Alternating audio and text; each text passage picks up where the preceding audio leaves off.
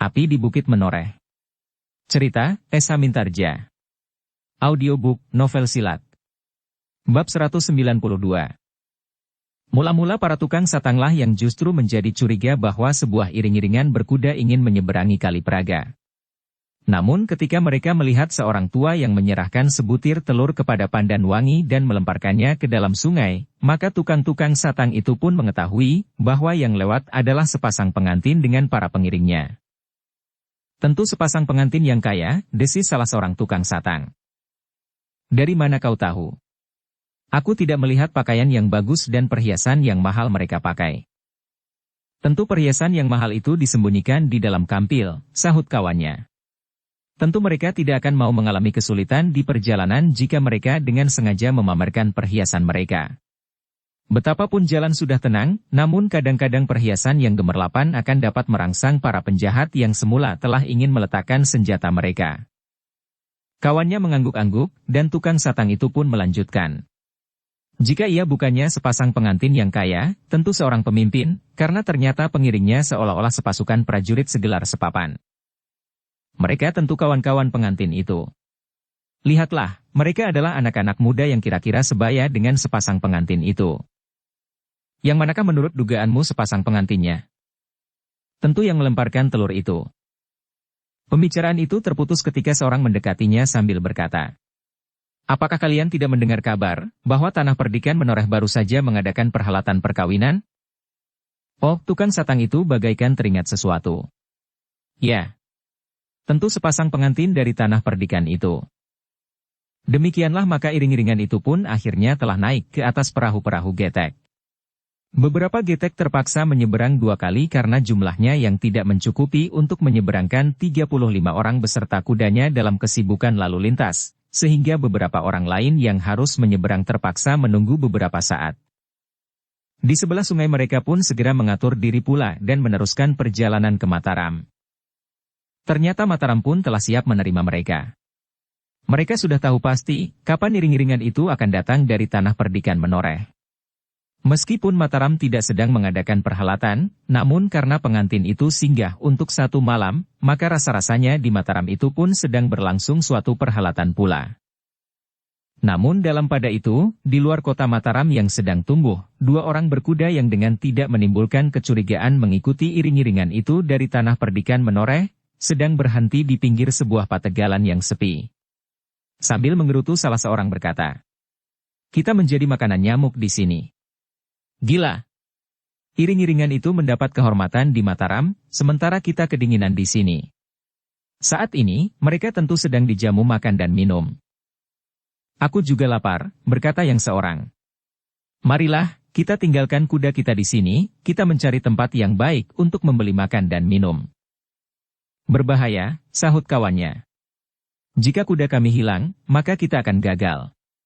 Kau tahu akibatnya jika kita benar-benar gagal. Apalagi jika Gandu Demung benar-benar tertangkap, dan kita kehilangan jejak, maka kita tentu akan digantung oleh Empu Pinang Aring atau pemimpin-pemimpin yang lain. Jadi kita akan tetap menahan lapar. Bukankah di pelana kudamu masih tersimpan beberapa potong jadah yang kau beli di Tanah Perdikan Menoreh?" Kawannya menelan ludahnya. Katanya, "Kau ternyata telah membuat aku menderita karena kau membayangkan bahwa orang-orang yang berada di Mataram itu kini sedang menikmati hidangan yang nikmat."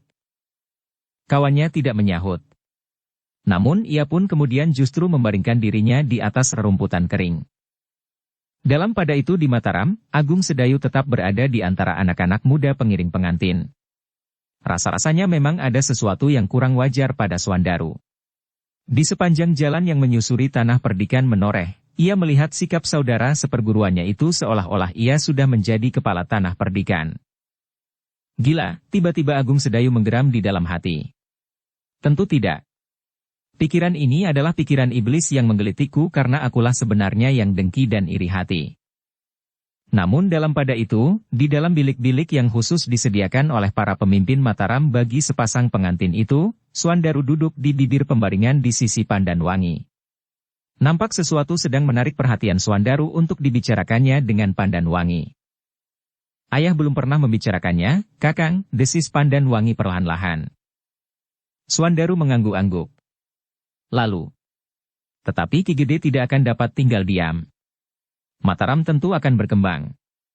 Aku adalah salah seorang pendukung yang nyata dari berdirinya Mataram sejak Raden Sutawijaya mulai menebangi hutan sehingga kini sudah nampak menjadi sangat padat. Penebangan berjalan terus sampai saat ini untuk perluasan kota dan daerah Mataram, meskipun Raden Sutawijaya tidak ada di tempat. Dengan demikian maka harus ada batas yang jelas antara Mataram dan tanah perdikan Menoreh. Mungkin batas yang jelas itu memang perlu Kakang. Tetapi sampai saat ini ayah masih menunggu. Di sekitar Mataram masih ada beberapa kademangan dan tanah perdikan yang langsung berhadapan. Mangir di sebelah selatan, Cupuatu di sebelah timur dan mungkin juga daerah sebelah utara dan yang lain-lain. Perkembangan Mataram sampai saat ini masih belum jelas. Hubungannya dengan Pajang pun belum jelas pula. Bahkan seolah-olah terputus, meskipun Kanjeng Sultan Pajang telah mengangkat Raden Sutawijaya menjadi Senapati Inggalaga dan berkedudukan di Mataram yang dibukanya. Namun Mataram belum menemukan bentuk tata pemerintahan yang jelas. Berbeda dengan Pati yang diserahkan kepada Ki Penjawi. Suandaru mengerutkan keningnya. Dengan ragu-ragu ia bertanya. Dari mana kau mengetahuinya? Ayah sering mengatakannya kepadaku. Suandaru mengangguk-angguk. Lalu, itu adalah pertanda bahwa Ki Gede sudah mulai membicarakannya. Kau tahu bahwa aku akan berada di kedua sisi dari tanah Mataram ini. Meskipun di bagian timur akan tidak langsung beradu batas, tetapi jalan antara Pajang dan Mataram melintas di daerah Sangkal Putung. Sikap dan tingkah laku Untara pun harus mendapat banyak perhatianku. Karena anak muda itu sering merasa dirinya lebih berkuasa dari Kanjeng Sultan di Pajang. Pandan Wangi mengerutkan keningnya. Sebelumnya ia belum pernah mendapat kesempatan berbicara cukup banyak dengan Suandaru justru karena kesibukan perhelatan. Di Mataram mereka tidak mempunyai kewajiban yang mengikat, sehingga mereka sempat berbicara berkepanjangan. Namun Pandan Wangi sendiri kurang dapat melihat dengan jelas arah pembicaraan itu. Karena itu, maka Pandan Wangi pun tidak terlalu banyak menanggapinya, selain sekedar mendengarkan dan mengangguk-angguk. Namun ia merasa bahwa ternyata Suandaru bukannya seorang yang acuh tidak acuh terhadap keadaan sekitarnya. Bahkan ia adalah seorang anak muda yang berpikir dengan sungguh-sungguh mengenai keadaan lingkungan dan masa depannya. Pandan Wangi masih mengangguk-angguk ketika Suandaru membicarakan hubungan yang harus jelas antara daerah di sekitar Mataram dan di sepanjang jalan antara Sangkal Putung dan tanah perdikan Menoreh tanpa prasangka apapun juga. Di rumah yang lain, Prastawa dengan gembira bercakap-cakap dengan kawan-kawannya. Ia memang merasa bahwa ia mendapat kepercayaan penuh dari Ki Gede Menoreh untuk mengawasi para pengawal dari tanah perdikan Menoreh agar mereka dapat menyesuaikan dirinya dengan para pengawal dari Sangkal Putung. Udara ternyata panas sekali di sini, desis Prastawa tiba-tiba. Aku akan berjalan-jalan sebentar di halaman. Jangan tinggalkan bilik ini. Aku akan berada di pintu gerbang. Aku tahu, selain para pengawal dari Mataram, para pengawal dari Sangkal Putung pun ada di antaranya. Prastawa pun kemudian meninggalkan kawan-kawannya. Dengan ragu-ragu ia berjalan ke regol halaman. Masih ada beberapa orang anak muda dari Sangkal Putung yang sedang berbincang dengan para pengawal dari Mataram. Ternyata bahwa semalam di Mataram itu rasa-rasanya terlalu lama bagi mereka yang sedang mengiringi pengantin itu. Terutama sepasang pengantin itu sendiri. Langit yang gelap dan bintang yang berhamburan, terasa seolah-olah telah menghentikan waktu sama sekali. Diam. Namun dalam pada itu, di longkangan di depan gandok rumah Raden Sutawijaya, di depan bilik yang disediakan buat Ki Demang dan orang-orang tua, serta satu lagi buat Sekar Mirah, Prastawa duduk dengan gelisah. Ketika ia melihat Sekar Mirah menjengukkan kepalanya, ia pun dengan serta-merta mendekatinya sambil tertawa. Kau belum tidur, Mirah? Aku mendengar derit seseorang duduk di amben itu, berkata Sekar Mirah. Bilikku terasa panas sekali, sehingga aku tidak dapat segera tidur. Tetapi kenapa kau sampai ke longkangan ini? Apakah kau akan bertemu dengan ayah di bilik sebelah? Oh, tidak. Tidak, Sekar Mirah. Aku sendiri tidak tahu, kenapa aku sampai ke tempat ini. Sekar Mirah tertawa. Tetapi ia masih tetap berdiri di pintu. Apakah kau tidak merasa bahwa udara terlampau panas di dalam bilikmu? Tidak. Udara di sini terasa sejuk sekali. Sekar Mirah berhenti sejenak lalu. Jika kau ingin bertemu dengan ayah atau mungkin orang-orang tua yang lain, ketuklah pintunya. Mereka tentu belum juga tidur. Tidak. Aku tidak memerlukan mereka. Tetapi, kata-katanya terputus oleh keraguan-raguan. Sekar Mirah tertawa. Namun katanya, tidurlah, Prastawa. Hari sudah menjadi semakin malam. Besok kita akan menempuh perjalanan meskipun tidak terlalu jauh. Prastawa masih termangu-mangu. Namun ia terkejut ketika ternyata pintu di sebelahnya pun telah terbuka pula. Ketika Prastawa berpaling, dilihatnya Ki Demang Sangkal Putung telah berdiri di ambang pintu. Sambil mengerutkan keningnya ia bertanya. Apakah ada yang penting, anak mas? Oh, Prastawa tergagap. Tidak. Tidak, Ki Demang. Jadi? Tidak apa-apa, Ki Demang. Aku hanya sekedar melepaskan diri dari udara yang panas di dalam bilikku. Tetapi bukankah anak mas berada di rumah sebelah? Maksudku tidak di rumah ini dan disertai para pengawal? Iya, Ki Demang. Prastawa kebingungan. Baiklah aku kembali saja kepada mereka. Ki Demang tidak bertanya lagi. Namun Sekar Mirah yang melihat kegelisahan anak yang masih sangat muda itu tertawa sambil berkata. Tidurlah, anak muda, besok kita akan bangun pagi-pagi benar. Prastawa pun meninggalkan serambi gandok itu. Ketika ia berada di halaman, ia berpapasan dengan dua orang pengawal. Tetapi kedua pengawal itu telah mengenalnya sebagai salah seorang pengawal pengantin. Karena itu keduanya justru menganggukkan kepalanya sambil tersenyum. Prastawa sempat melihat senyum itu di bawah cahaya obor di pendapa. Betapapun hambarnya, Prastawa itu pun tersenyum pula sambil mengangguk. Dengan gelisah Prastawa kembali kepada kawan-kawannya.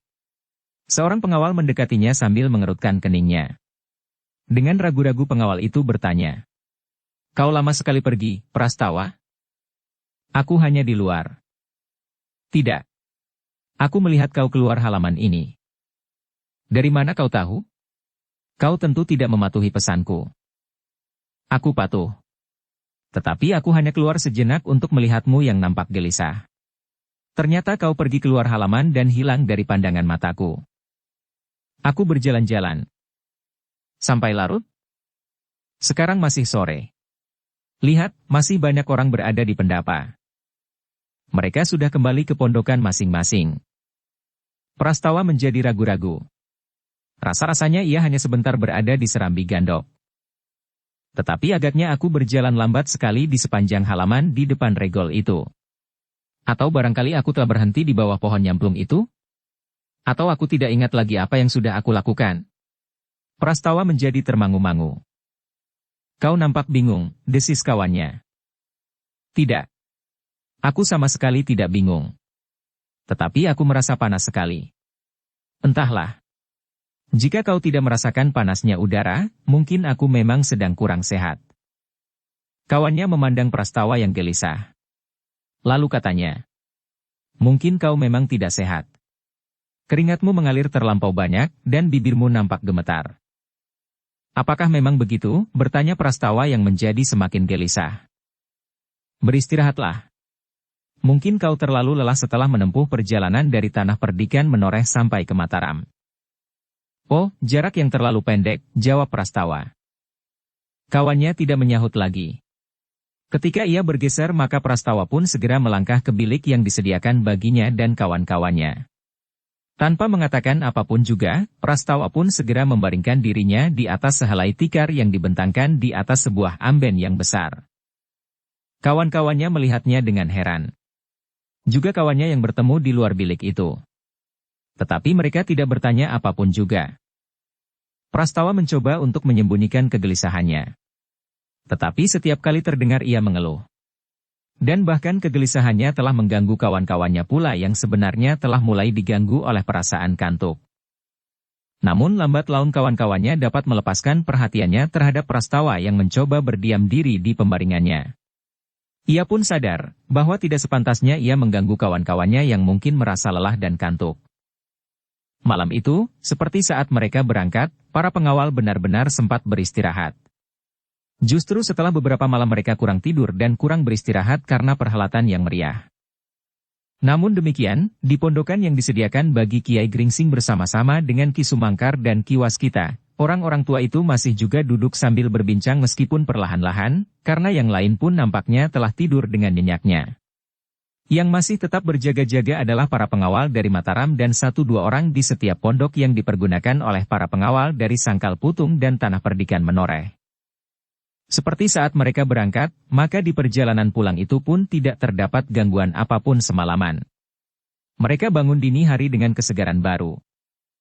Kiai Gringsing, Ki Sumangkar, dan Ki Waskita pun masih sempat pula tidur barang sekejap. Namun seperti yang lain, mereka pun bangun menjelang dini hari dan segera pergi ke Pakiwan untuk sesuci diri. Ketika matahari mulai memanjat langit, maka iring-iringan itu pun telah siap pula untuk berangkat meninggalkan Mataram. Namun atas permintaan Ki Lurah Beranjangan, mereka pun masih sempat singgah di Pendapa untuk makan bersama. Tetapi karena jumlah para pengawal itu terlalu banyak, maka hanya orang-orang tua sajalah yang sempat naik ke Pendapa, sedangkan orang lain dipersilahkan duduk di gandok sebelah menyebelah. Kami telah membuat Ki Lurah dan sanak-sanak di Mataram menjadi sibuk, berkata Ki Demang. Ah, kami senang sekali menerima kehadiran kalian. Tempat yang disinggahi sepasang pengantin biasanya akan menjadi baik. Ki Demang tertawa. Mereka yang mendengarnya pun tertawa pula. Sambil berkelakar Suandaru pun menyahut.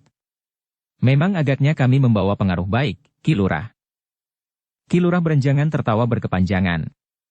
Ia sudah mengenal Suandaru sebelumnya. Dan anak ini memang sedang bergurau. Bahkan saat-saat ia sedang menjadi pusat segenap perhatian, ia pun sempat pula berkelakar. Ki Demang, berkata Ki Lurah Beranjangan. Kami sudah berhasil menghubungi Raden Sutawijaya. Sayang, bahwa Raden Sutawijaya masih belum dapat menampakkan diri di antara kita semuanya. Karena itu, maka aku akan menyampaikan permohonan maafnya, bahwa Raden Sutawijaya yang sedang melakukan perjalanan Mesurasa, tidak dapat hadir di Sangkal Putung. Demikian pula dengan Ki Jurumartani. Ki Demang mengangguk-angguk. Jawabnya. Apa yang dilakukan oleh Raden Sutawijaya sekarang tentu lebih penting dari sekedar hadir di Sangkal Putung. Jauh lebih penting, Ki Lurah. Kami pun dapat mengerti, sehingga karena itu, maka kami pun tidak merasa kecewa karena Raden Sutawijaya tidak dapat hadir. Tetapi aku percaya bahwa doa dan restunya telah diberikannya kepada anak kami berdua. Ki Lurah Beranjangan mengangguk-angguk pula. Katanya, besok akulah yang akan menyusul. Bukankah upacara ngunduh pengantin akan diadakan besok malam? Ya, Ki Lurah, jawab Ki Demang.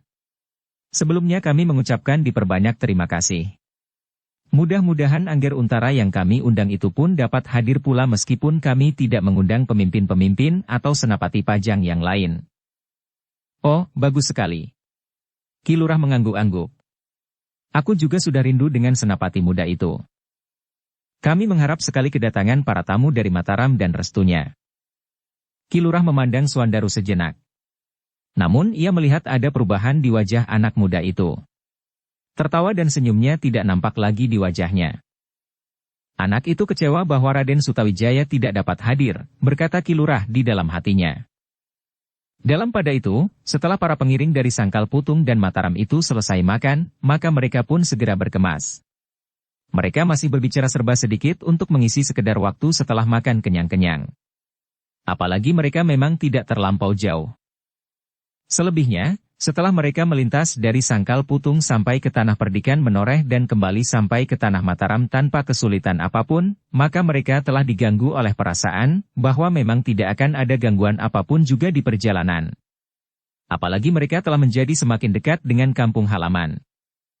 Yang masih harus mereka perhatikan adalah jalan yang melintasi alas Mentaok di ujung yang masih belum ditebang, dan kemudian alas Tambak Baya. Bagian-bagian dari hutan itu masih lebat dan pepat. Namun jalur jalan yang melintas, nampaknya sudah menjadi semakin ramai dilalui orang. Orang-orang yang mencari kayu pun tidak lagi takut memasuki daerah di pinggir jalan yang dengan sengaja memang dibuka untuk mengurangi kepepatan bagian dari hutan itu. Jika kedua bagian dari hutan itu sudah lampau, berkata salah seorang pengiring dari Sangkal Putung, maka kami menjadi pasti bahwa perjalanan kami tidak akan terganggu sama sekali. Suandaru dan istrinya akan pulang dengan selamat sampai ke pangkuan ibunya yang tentu menunggu dengan gelisah. Kawan-kawannya mengangguk-angguk. Ia pun sama sekali tidak mempunyai pertimbangan bahwa bencana dapat terjadi di mana-mana. Bahkan di ujung kademangan Sangkal Putung sendiri. Demikianlah, maka sejenak kemudian, Ki Demang, sepasang pengantin, dan para pengiringnya telah bersiap-siap. Mereka pun segera minta diri dan turun ke halaman. Pada suatu saat, aku akan kembali, bisik Kiai Gringsing. Aku ingin mendengar cerita tentang Senapati Inggalaga yang sedang lelana di daerah selatan. Tetapi sebaiknya Ki Lurah memberikan gambaran tentang pusaka-pusaka itu. Agaknya arahnya sudah dapat kami ikuti jejaknya meskipun belum pasti. Lembah antara Gunung Merapi dan Merbabu itu akan menjadi daerah yang penting bagi mereka yang telah menyimpan kedua pusaka itu. Ki Lurah mengangguk-angguk. Jawabnya. Aku akan datang besok ke Sangkal Putung. Tetapi Kiai Gringsing menggeleng. Tentu tidak ada kesempatan untuk membicarakannya. Setelah perkawinan selesai, dan semuanya sudah baik, aku akan datang. Ki Lurah mengangguk-angguk. Ketika ia menebarkan pandangannya di halaman, beberapa orang sedang menuntun kuda dari kandang dan menyerahkan kepada pemiliknya masing-masing. Bukan saja dari kandang di belakang rumah Raden Sutawijaya itu, tetapi sebagian terpaksa dititipkan pada tetangga-tetangga terdekat. Namun dalam pada itu, rumah Raden Sutawijaya itu memang sudah berkembang. Sebuah lapangan yang luas sudah mulai dipelihara rapi di depan gerbang halaman rumah itu. Dinding batu yang agak tinggi dan bertambah luas mengelilingi halaman dan kebun belakang. Sambil menunggu kudanya, Swandaru sempat menilai keadaan di sekelilingnya. Dalam penglihatannya, Mataram memang sedang tumbuh dengan pesatnya meskipun Raden Sutawijaya sedang tidak berada di tempatnya. Sebentar lagi, rumah ini akan disebut Istana Senapati Inggalaga yang berkedudukan di Mataram, desis Swandaru di dalam hatinya. Dan Senapati Inggalaga akan dengan pilihannya sendiri menentukan daerah yang manakah yang langsung menjadi wilayah kekuasaan Mataram. Mungkin dengan persetujuan Pajang, tetapi mungkin tidak sama sekali. Bahkan mungkin pada suatu saat Pajang pun akan dimasukkan ke dalam daerah kekuasaannya. Angan-angan Swandaru terputus ketika beberapa orang pengiringnya mulai menerima kuda masing-masing. Beberapa orang masih harus memilih, karena mereka yang mengambil kuda-kuda itu dari rumah sebelah menyebelah, kadang-kadang tidak dapat mengenal kuda-kuda itu. Sejenak kemudian mereka pun telah siap dengan kuda masing-masing. Yang menarik perhatian adalah Pandan Wangi dan Sekar Mirah. Seperti saat mereka datang ke Mataram, mereka sama sekali tidak segera dapat dikenal di antara para penunggang kuda. Apalagi Pandan Wangi sebagai pengantin perempuan. Keduanya terpaksa menyesuaikan diri dengan perjalanan yang mereka lakukan. Pandan Wangi pun mengenakan pakaian yang pantas untuk melakukan perjalanan dengan berkuda. Sepantasnya pengantin perempuan naik tandu, desis seseorang yang belum mengenal Pandan Wangi. Perjalanan dengan tandu akan memerlukan waktu yang panjang sekali, sahut yang lain. Tetapi lihat. Apakah sepantasnya bahwa seorang perempuan, dalam perjalanan pengantin lagi, mengenakan pakaian seperti itu? Tidak apa-apa. Pakaian yang nampak tidak banyak mempengaruhi keadaan. Kawannya tertawa. Tetapi ia tetap menganggap aneh, bahwa pengantin perempuan sama sekali tidak nampak sebagai seorang pengantin, kecuali jika dipandang dengan saksama pada bagian atas dahinya yang masih nampak bekas-bekas rias pengantin di tanah perdikan menoreh, karena beberapa helai rambut di atas dahi itu telah dipotong. Sejenak kemudian, maka iring-iringan itu pun telah siap. Sepasang pengantin, Sekar Mirah, Ki Demang, dan orang-orang tua dari Sangkal Putung dan tanah perdikan menoreh serta para pengiring telah bersiap dengan kuda masing-masing. Mereka telah menyangkutkan bekal yang mereka bawa di pelana kudanya, dan siap untuk meloncat naik. Sekali lagi Ki Demang minta diri dan mengucapkan terima kasih. Dan sekali lagi ia mengulangi undangannya kepada para pemimpin Mataram, agar besok datang ke Sangkal Putung dalam upacara ngunduh pengantin. Kami mohon maaf, bahwa pengantin perempuan kali ini sama sekali dalam pakaian yang kurang pantas, berkata Ki Demang. Tetapi hal itu sekedar bermaksud untuk pengamanannya di perjalanan. Ki Lurah berenjangan tertawa. Jawabnya. Jika aku belum mengenal Angger Pandan Wangi, tentu aku akan berpikir demikian. Juga Angger Sekar Mirah. Tetapi karena aku sudah mengenal sebelumnya, maka aku sama sekali tidak heran melihat keduanya dalam pakaian yang agak lain dari pakaian seorang pengantin perempuan dan pengiringnya. Bahkan lebih mirip dengan pakaian seorang pemburu. Itu pun masih jarang sekali terdapat pemburu-pemburu seperti Angger Pandanwangi dan Sekar Mirah. Ki Demang tersenyum. Pandanwangi dan Sekar Mirah yang mendengar pembicaraan itu pun tersenyum pula sambil menunduk dalam-dalam. Sementara itu, semuanya pun kemudian telah bersiap untuk berangkat. Beberapa orang yang masih sempat mendekati Ki Lurah Beranjangan dan beberapa orang pemimpin yang lain mengangguk sambil minta diri, sedangkan mereka yang berjajar di pinggir jalan mencoba pula untuk mengangguk meskipun mereka ragu-ragu, apakah Ki Lurah Beranjangan dan para pemimpin di Mataram itu sedang memandanginya. Sejenak kemudian iring-iringan itu pun mulai bergerak. Seperti ketika mereka mendekati Mataram, maka di paling depan adalah para pengawal dari Sangkal Putung, kemudian para pengawal dari Tanah Perdikan menoreh. Baru di belakang mereka adalah sepasang pengantin dengan orang-orang tua. Sekar Mirah dan Ki Demang Sangkal Putung berkuda di belakang Suandaru dan Pandanwangi. Sementara Karti yang tua itu berada di depannya. Di paling depan dari para pengawal Sangkal Putung adalah Agung Sedayu. Meskipun ia berkuda sambil menatap jalur jalan di hadapannya, tetapi rasa-rasanya ia tidak melihat sesuatu di hadapan kaki kudanya. Tatapan angan-angannya menerawang ke tempat yang sangat jauh, yang bahkan Agung Sedayu sendiri merasa ragu-ragu untuk dapat menjangkaunya. Tetapi, pada suatu saat Agung Sedayu rasa-rasanya seperti tersadar dari mimpi. Ketika jalan menjadi semakin sepi, dan padukuhan-padukuhan kecil menjadi semakin jarang, maka ia pun mencoba memusatkan perhatiannya kepada perjalanan yang sedang ditempuhnya. Sebentar lagi, iring-iringan ini akan memasuki bagian alas Mentaok yang masih belum terbuka seperti daerah Mataram lainnya yang sudah menjadi ramai. Apalagi kami akan memasuki daerah Tambak Baya yang masih merupakan hutan yang pepat, meskipun biasanya jalan itu sudah tidak lagi banyak mendapat gangguan. Tetapi iring-iringan ini adalah iring-iringan yang khusus, berkata Agung Sedayu di dalam hatinya. Bahkan kemudian, tidaklah sekelompok penjahat pun yang akan mampu mengumpulkan sejumlah orang sebanyak iring-iringan ini. Karena itu, seandainya ada juga sekelompok perampok yang melihat iring-iringan ini, mereka tentu akan mengurungkan niatnya, seandainya mereka sudah merencanakan. Karena itulah, maka hampir di luar sadarnya, angan-angannya mulai menerawang lagi. Hanya sekali-sekali ia mengibaskan kepalanya, seakan-akan mencoba mengusir angan-angannya yang menyusup jauh ke dunia yang lain. Tetapi para pengawal di dalam kelompok terdepan yang dipimpin langsung oleh Agung Sedayu itu bersikap lain. Mereka tidak setenang Agung Sedayu menghadapi ujung alas Mentaok dan alas Tambak Baya. Karena itu justru mereka tetap berhati-hati menghadapi setiap kemungkinan yang dapat terjadi. Ketika mereka sudah berada di antara pepohonan yang besar, tetapi yang sudah disusupi oleh jalur jalan yang baik dan rata yang menghubungkan Mataram dengan kademangan-kademangan di sebelah alas Tambak Baya, dan yang bahkan telah menjadi semakin ramai. Beberapa orang yang bertemu dengan iring-iringan itu nampak menjadi cemas. Tetapi karena orang-orang yang berada di dalam kelompok-kelompok yang sedang beriring-iringan itu sama sekali tidak menunjukkan kesan yang mencurigakan, maka mereka pun menjadi bertanya-tanya tentang iring-iringan itu. Berbagai dugaan telah timbul di antara mereka yang berpapasan dengan iring-iringan yang cukup panjang dan terbagi dalam kelompok-kelompok yang satu dengan lainnya terpisah meskipun hanya beberapa langkah. Tetapi di bagian belakang, jarak antara kelompok yang satu dengan yang lain sama sekali tidak teratur. Ada yang panjang, tetapi ada yang hampir bergabung. Tetapi, kelompok kecil itu bukannya kelompok yang terpisah-pisah, yang secara kebetulan saja menempuh perjalanan di satu arah. Ada di antara orang-orang yang melihat iring-iringan itu menduga bahwa yang lewat adalah sekelompok prajurit dalam tugas sandi, karena pakaian mereka sama sekali tidak menunjukkan ciri seorang prajurit.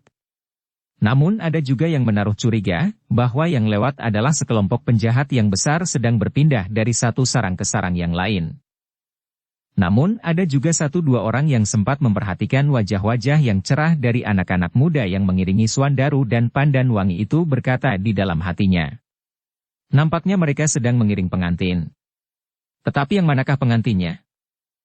Demikianlah iring-iringan itu berjalan terus meskipun tidak terlalu cepat karena Agung Sedayu yang di paling depan memang tidak ingin memacu kudanya. Apalagi ia sadar bahwa perjalanan itu bukan perjalanan yang tergesa-gesa. Karena itulah, maka perjalanan itu nampaknya tidak dikekang oleh ikatan yang terlalu rapat dari kelompok yang satu dengan kelompok yang lainnya.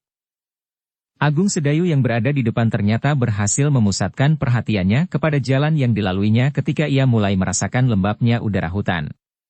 Angin terasa bertiup perlahan-lahan. Debu yang terlempar dari kaki-kaki kuda, nampaknya bagaikan melayang perlahan-lahan menyingkir dari iring-iringan yang maju tidak terlampau cepat itu. Ternyata bahwa mereka sama sekali tidak mengalami gangguan apapun di alas Mentaok yang sebagian besar sudah terbuka itu. Namun demikian mereka tidak boleh menjadi lengah, karena di hadapan mereka masih terdapat alas tambak baya. Jika terjadi kerusuhan di hutan itu, maka para penjahat akan dengan mudah melenyapkan dirinya di antara pepohonan hutan yang lebat. Mereka seolah-olah sudah terbiasa dengan jalan-jalan sempit dan tempat-tempat persembunyian yang lain jika mereka merasa terdesak, atau jika mereka sudah menguasai sebagian besar dari milik orang-orang yang telah mereka rampok itu. Agung Sedayu pun tidak lagi tenggelam dalam dunia angan-angannya. Ia memandang pohon-pohon besar di sebelah-menyebelah jalan dengan sadar.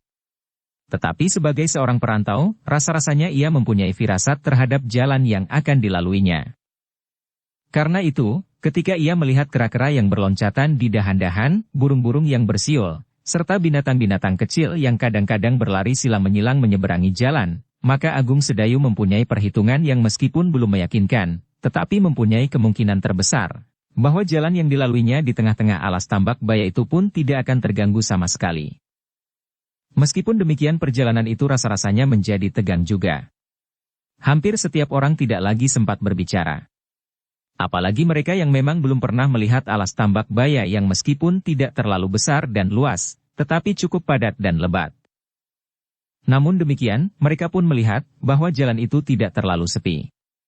Sekali-sekali mereka berpapasan dengan sekelompok kecil para pedagang yang membawa barang-barangnya dengan beberapa ekor kuda. Tetapi mereka pun berjumpa pula dengan 2 atau 3 orang saja yang bepergian melintasi hutan itu. Hutan ini sudah tidak menakutkan lagi, berkata Ki Demang kepada orang-orang tua dari tanah perdikan menoreh. Orang-orang tua itu mengangguk-angguk. Salah seorang dari mereka berkata, tetapi bekas-bekasnya masih nampak bahwa hutan ini adalah hutan yang wingit. Tentu setelah Mentaok menjadi tanah yang ramai, maka hutan ini menjadi tidak terlalu sepi dan asing. Dibukanya jalur jalan inilah yang membuat tambak baya menjadi daerah yang banyak dilalui orang. Kenapa orang-orang Mataram memilih tempat ini untuk membuka jalan? Bertanya salah seorang dari tanah perdikan menoreh. Kenapa tidak melalui tepi hutan ini di ujung selatan? Meskipun jalan menjadi agak jauh, tetapi usaha membuka hutan ini tentu tidak akan seberat yang dilakukannya. Ki Demang menggelengkan kepala. Jawabnya, aku tidak mengetahui dengan pasti. Tetapi sebelum jalan ini menjadi lebar dan rata seperti sekarang, di tempat ini pun telah ada seleret jalan tempuh yang menghubungkan daerah-daerah di sebelah timur alas tambak baya dengan daerah-daerah yang berseberangan. Daerah Wiridan, lebih jauh lagi ke telatah Kademangan Mangir, dan juga ke tanah perdikan menoreh, bahkan kadang-kadang orang di daerah yang lebih jauh lagi juga, melalui jalan ini meskipun pada saat itu jalan ini sangat berbahaya. Orang-orang dari tanah perdikan menoreh itu mengangguk-angguk.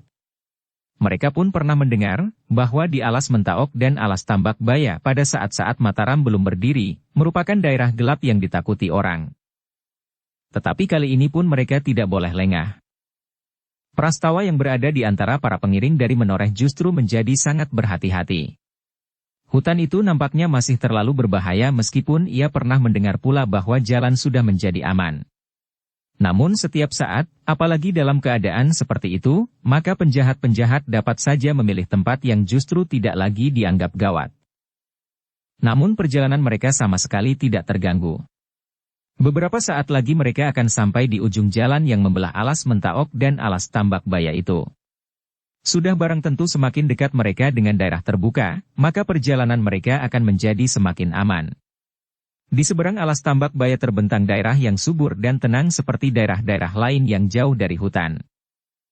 Para pengiring pengantin itu menarik nafas dalam-dalam, ketika mereka kemudian muncul dari jalan yang menyusup di antara pepohonan hutan di alas Mentaok dan alas tambak baya itu.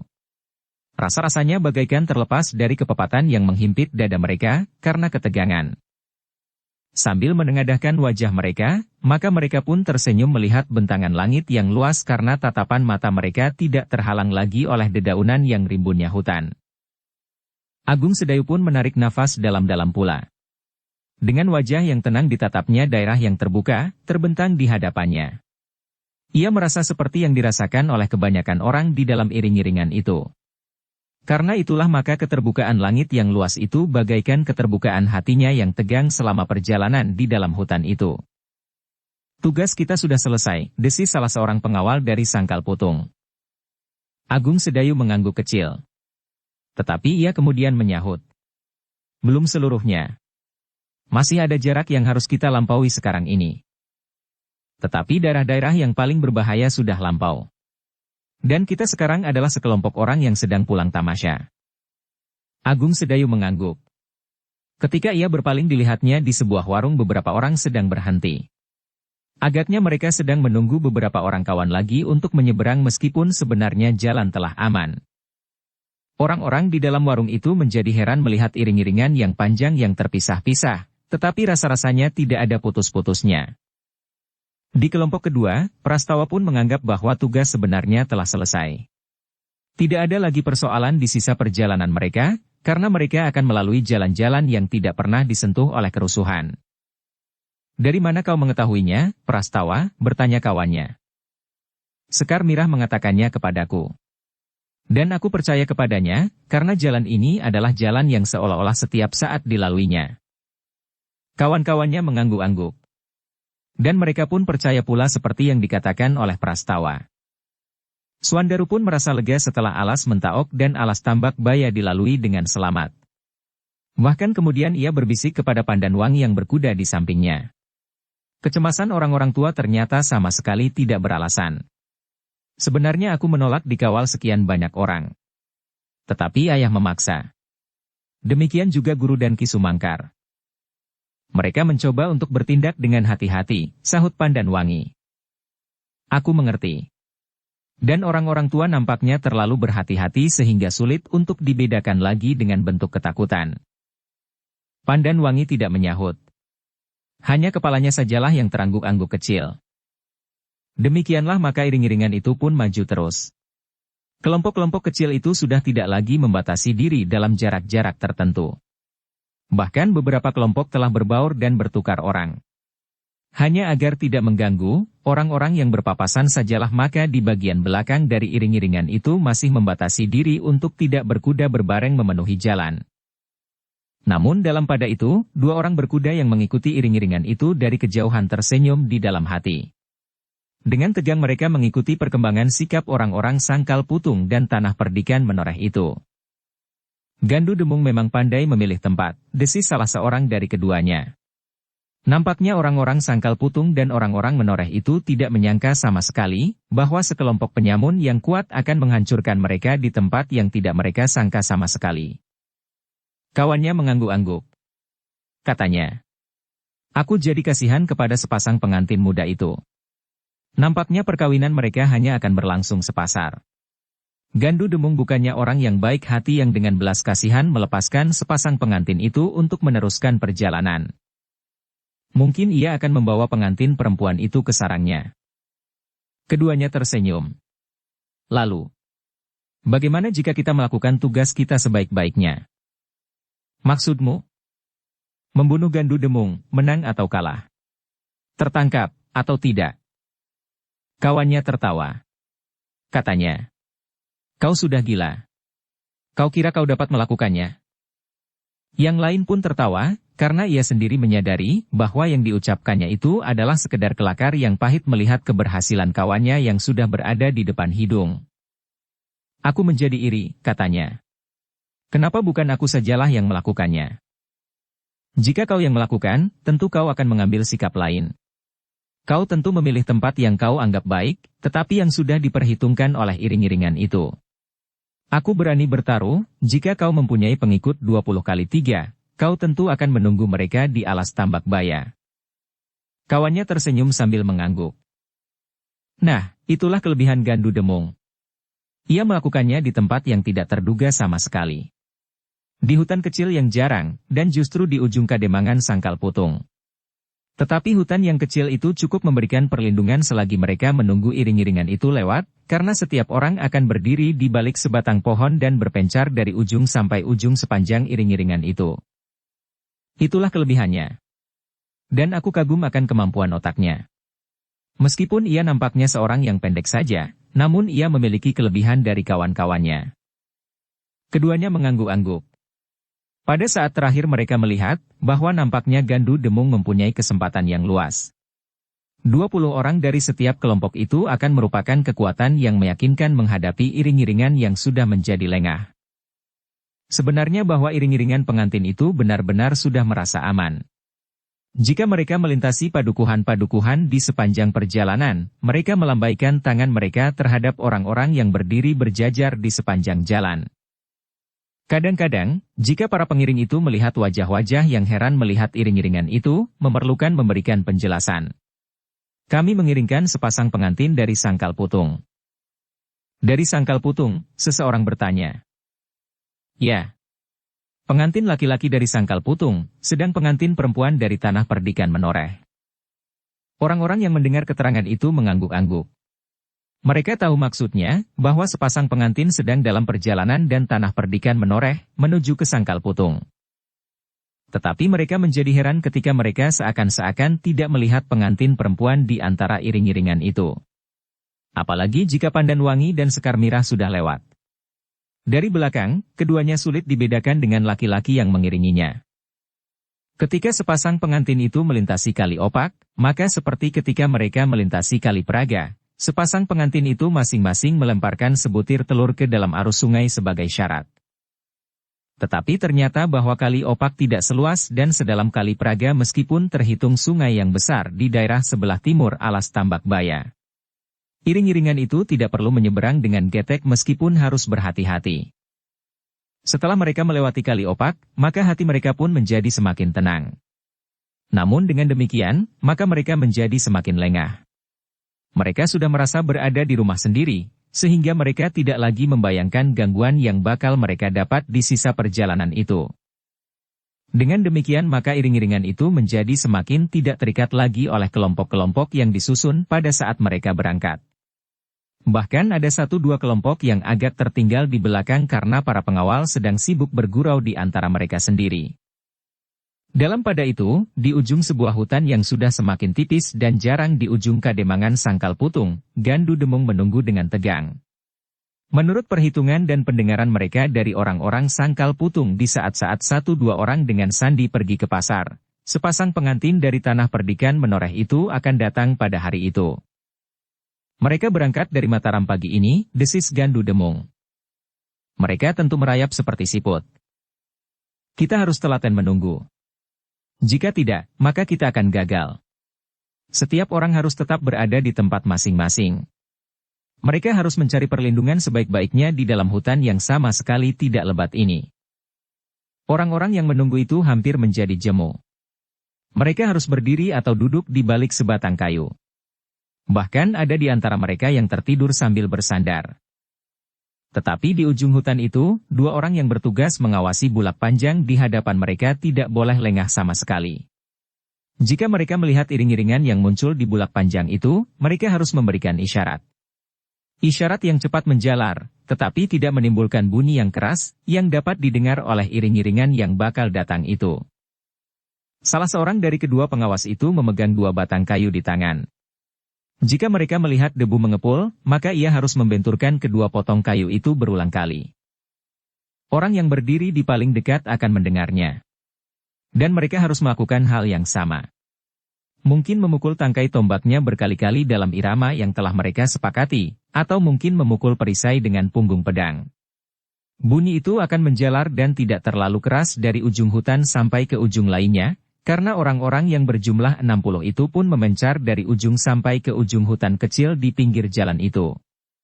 Hutan yang biasanya dipergunakan oleh anak-anak muda untuk berlatih keterampilan berburu, karena di hutan kecil itu masih ada beberapa jenis binatang kecil. Bahkan dalam jumlah yang tidak banyak, kadang-kadang dapat dijumpai harimau dari jenis yang kecil. Ketika matahari memanjat semakin tinggi, kejemuan telah mencengkam setiap orang yang berada di hutan itu. Rasa-rasanya mereka sudah menunggu terlalu lama. Setelah mereka bermalam di hutan itu mereka harus duduk diam bagaikan membeku. Gandu Demung memang gila, desis salah seorang anak buah Ki Bajang Garing. Kita telah dibiarkan membeku di sini. Mungkin orang-orang Sangkal Putung itu tidak akan kembali hari ini.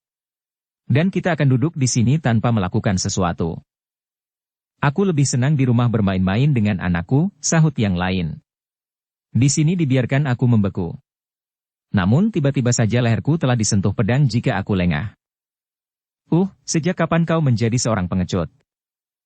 Bukan pengecut. Tetapi aku benar jemu. Apalagi aku kurang yakin akan keterangan yang didengar oleh Gandu Demung bahwa hari ini pengantin itu akan lewat.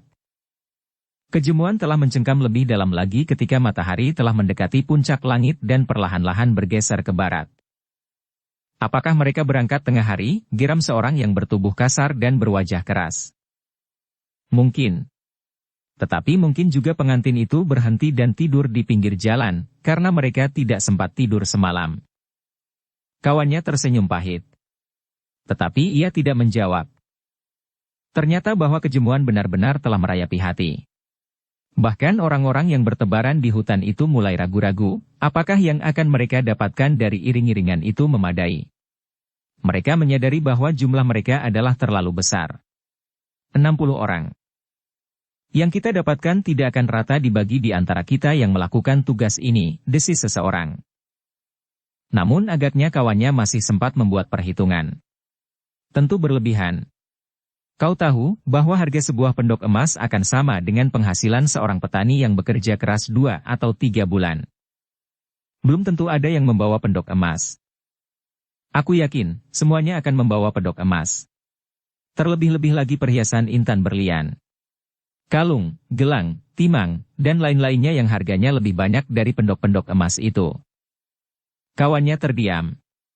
Tetapi wajahnya benar-benar menunjukkan kejemuan. Ketika matahari bergeser makin ke barat, kedua orang yang bertugas mengawasi di ujung hutan menjadi semakin jemu. Salah seorang dari mereka bangkit dan menggeliat. Dengan suara yang datar ia berkata, "Aku akan pergi sebentar." "Kemana?" "Ke parit itu untuk mencuci muka. Aku kantuk sekali." "Jangan. Kehadiranmu dapat menimbulkan kecurigaan jika ada 1-2 orang di sawah yang melihatmu. Aku tidak dapat bertahan lagi. Jika aku tidak mencuci muka, barangkali aku akan segera tertidur." Silirnya angin membuat badanku seperti dibuai. Tetapi itu berbahaya sekali. Orang yang berdiri itu mengerutkan keningnya. Di luar sadarnya ia memandang ujung jalan di seberang bulak. Namun tiba-tiba saja wajahnya menjadi tegang. Ia melihat debu yang mengepul.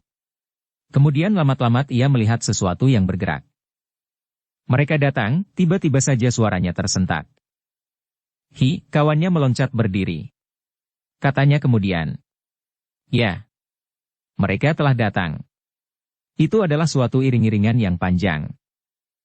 Mereka akan segera melintasi bulak panjang ini. Berilah tanda. Salah seorang dari mereka pun segera mengambil 2 potong kayu dan dengan irama yang sudah disepakati, ia pun kemudian memukul kayunya untuk memberikan isyarat bahwa yang mereka tunggu telah datang. Suara isyarat itu tidak terlalu keras. Tetapi cukup didengar oleh kawannya yang tidak terlalu jauh daripadanya. Sejenak kemudian isyarat itu pun segera menjalar dari seorang yang lain, sehingga dalam waktu yang dekat, setiap orang yang ada di hutan itu pun telah mendengarnya.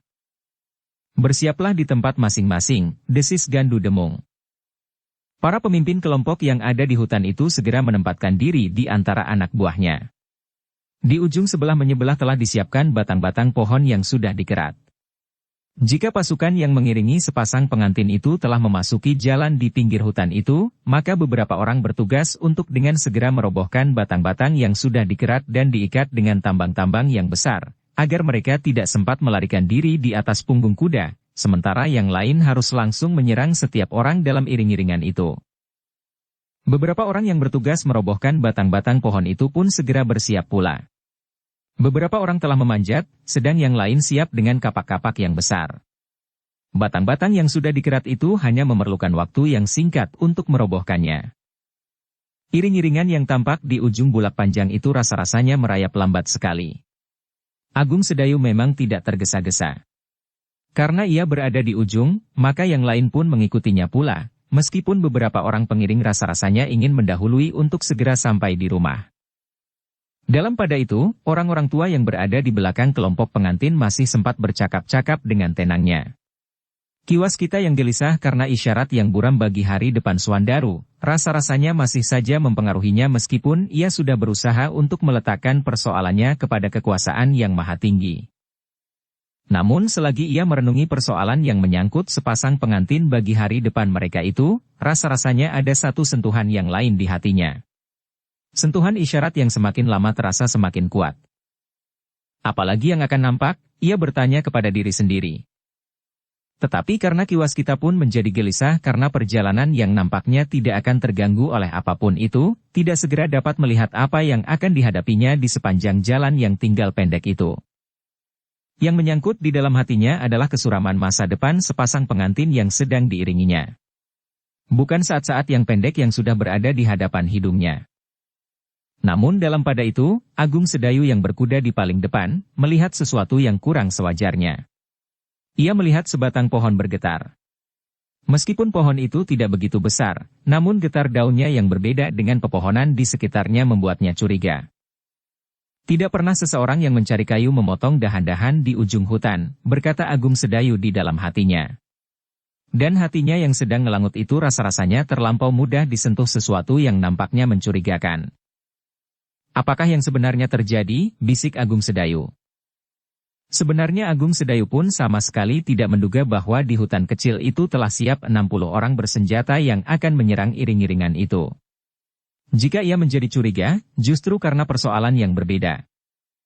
Jika benar-benar ada seseorang yang memotong dahan kayu di atas jalan itu, aku harus memberitahukan kepadanya, agar mereka menunggu iring-iringan ini lewat, berkata Agung Sedayu di dalam hatinya. Karena itulah, maka Agung Sedayu pun agak mempercepat kudanya. Yang terbesit di dalam hatinya adalah jika orang yang tidak nalar menebang pohon tepat pada saat iring-iringan itu lewat. Karena itu maka ia harus mencegah. Jika sekiranya pohon itu memang sudah akan roboh, maka biarlah iring-iringan ini menunggu. Tetapi jika pohon itu sudah terlanjur roboh melintang jalan, maka iring-iringan ini akan terhenti untuk beberapa lama karena mereka harus menyingkirkan batang pohon itu lebih dahulu, berkata Agung Sedayu di dalam hatinya. Namun ia pun kemudian sambil bersungut-sungut bergumam. Tentu anak-anak yang sekedar ingin merusak. Sepantasnya mereka mendapat peringatan. Agung Sedayu pun kemudian mendahului iring-iringannya. Ketika seseorang bertanya, maka ia pun menjawab. Di pinggir hutan itu nampaknya ada seseorang yang menebang pohon kayu. Aku ingin memberitahukan kepada mereka bahwa iring-iringan ini akan lewat. Jika belum terlambat, biarlah mereka menunggu. Kawannya mengangguk-angguk. Tetapi salah seorang dari anak-anak muda di dalam kelompoknya mengikutinya, mendahului kawan-kawannya. Prastawa yang melihat Agung Sedayu mendahului, menyuruh seseorang bertanya kepada kelompok di hadapannya. Namun jawab para pengawal sama sekali tidak menarik perhatiannya, karena Prastawa pun mengira bahwa sebenarnya lah seseorang atau sekelompok orang sedang menebang pohon. Bodoh sekali, gumam Prastawa. Jika ia ingin menebang kayu, seharusnya ia tidak menebang yang berada tepat di pinggir jalan. Tetapi mungkin kayu yang tidak banyak terdapat, jawab yang lain. Mungkin kayu berlian atau kayu regu putih atau kayu apapun yang tidak ada duanya. Jika demikian, maka ia harus mendapatkan izin dari Kidemang di Sangkal Putung, karena hutan kecil itu berada di ujung kademangannya. Ah, entahlah, kawannya yang malas berpikir tidak menyahut. Demikianlah Agung Sedayu dan seorang kawannya menjadi semakin dekat. Tetapi yang membuatnya heran, ternyata batang kayu itu sudah tidak bergetar lagi. Mungkin mereka menjadi ketakutan, desis kawannya. Agung Sedayu tidak menjawab. Tetapi kepalanya terangguk-angguk kecil. Orang yang menebang pohon itu tentu sudah melihatnya mendekat. Beberapa langkah sebelum sampai ke ujung hutan itu Agung Sedayu berhenti. Ia menjadi cemas, jika tiba-tiba saja pohon itu roboh dan kudanya yang ketakutan akan melonjak dan tidak terkendali. Karena itu, maka ia pun segera meloncat turun dan mengikat kudanya pada sebatang pohon yang tumbuh di pinggir jalan diikuti oleh kawannya. Keduanya pun kemudian melangkah mendekati ujung hutan. Namun mereka sudah tidak melihat pohon yang bergerak-gerak itu lagi. Yang manakah yang kau lihat bergerak-gerak dan bergetar? Bertanya pengawal itu. Aku pasti bahwa pohon cangkring itulah yang bergetar-getar. Tetapi kini agaknya sudah tidak lagi. Tentu hanya karena angin. Jika karena angin, tentu tidak hanya sebatang. Tetapi beberapa batang dan bahkan semuanya. Kawannya mengangguk-angguk. Katanya, mungkin ada orang yang memerlukan batang cangkring itu. Ketika mereka sampai di ujung hutan, maka mereka pun menjadi termangu-mangu. Ternyata mereka tidak melihat seorang pun yang berada di bawah pohon cangkring itu. Tidak ada seseorang. Mungkin anak-anak yang bermain-main dan berkejaran di dahan-dahan, berkata kawan Agung Sedayu. Berbahaya sekali. Apalagi batang dan dahan cangkring ditumbuhi duri yang tajam, jawab Agung Sedayu. Namun tiba-tiba Agung Sedayu melangkah mendekat. Dilihatnya pada pangkal batang cangkring itu keratan yang dalam sehingga dengan sedikit sentuhan dari keratan pada batang itu, maka pohon cangkring itu pun tentu roboh. Benar dugaanmu, berkata Agung Sedayu. Tentu seseorang memerlukan batang cangkring itu. Tetapi ia menjadi takut dan pergi. Untuk apa? Jarang sekali orang yang memerlukan kayu cangkring yang tidak cukup keras. Tetapi bertuah. Kau tahu, berkata Agung Sedayu kemudian, bahwa pusaka Ken Arok menurut cerita yang aku dengar dari mulut ke mulut, hulunya dibuat dari kayu cangkring? Saat ia mengambil dari empu gandring yang membuat keris itu belum siap seluruhnya. Nanti menjadi terlampau cepat senja jika kau bercerita, potong kawannya yang tersenyum karenanya. Untuk beberapa saat, Agung Sedayu berdiri di bawah batang cangkring yang sudah hampir roboh itu. Marilah, kita harus memberitahukan kepada iring-iringan itu, bahwa mereka harus berhati-hati. Jika iring-iringan itu lewat, dan batang ini roboh, maka durinya akan dapat melukai banyak orang. Aku akan menungguinya di sini. Jika batang ini bergerak menjelang roboh, aku dapat memberi isyarat yang berada di bawah batang ini supaya segera berlalu, sedang yang belum terlanjur, biarlah berhenti. Agung Sedayu menarik nafas. Di luar sadarnya ia menengadahkan wajahnya ketika ia mulai melangkah pergi. Tetapi langkahnya tertegun, ia memandang tajam-tajam ke dahan cangkring yang cukup lebat itu sementara iring-iringannya menjadi semakin dekat. Bahkan ujungnya sudah hampir sampai ke ujung hutan itu. Hi, kau lihat, bertanya Agung Sedayu. Kawannya menengadahkan kepalanya, lalu. Tali. Benar-benar sekelompok kecil orang-orang yang ingin menebang pohon itu. Tetapi tidak lazim mereka mengikat dahan-dahannya dengan batang-batang kayu yang lain. Tentu demikian agar batang itu tidak roboh tanpa dapat dikendalikan. Agung Sedayu justru melangkah kembali mendekati batang cangkring itu.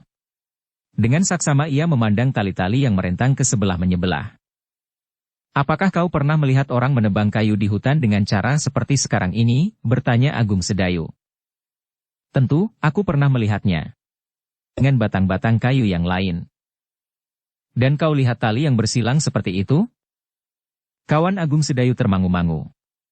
Namun kemudian ia menggelengkan kepalanya sambil menjawab. Sepengetahuanku, tali temali itu tidak sebanyak tali yang mengikat batang cangkring ini. Biasanya diikat pada batang pohon di sebelahnya, atau bahkan tidak sama sekali. Sejenak keduanya termangu-mangu. Namun Agung Sedayu harus mengambil keputusan tentang penglihatannya. Dan Agung Sedayu menganggap bahwa yang dilihatnya itu mencurigakan. Karena itu, pada saat iring-iringan sampai ke ujung hutan, ia meloncat ke tengah jalan sambil mengangkat tangannya, sehingga iring-iringan itu berhenti. Itulah Agung Sedayu, desis salah seorang kawannya. Kau tinggalkan kudamu di pinggir parit itu. Kami menjadi bertanya-tanya, kenapa kau tidak segera muncul kembali?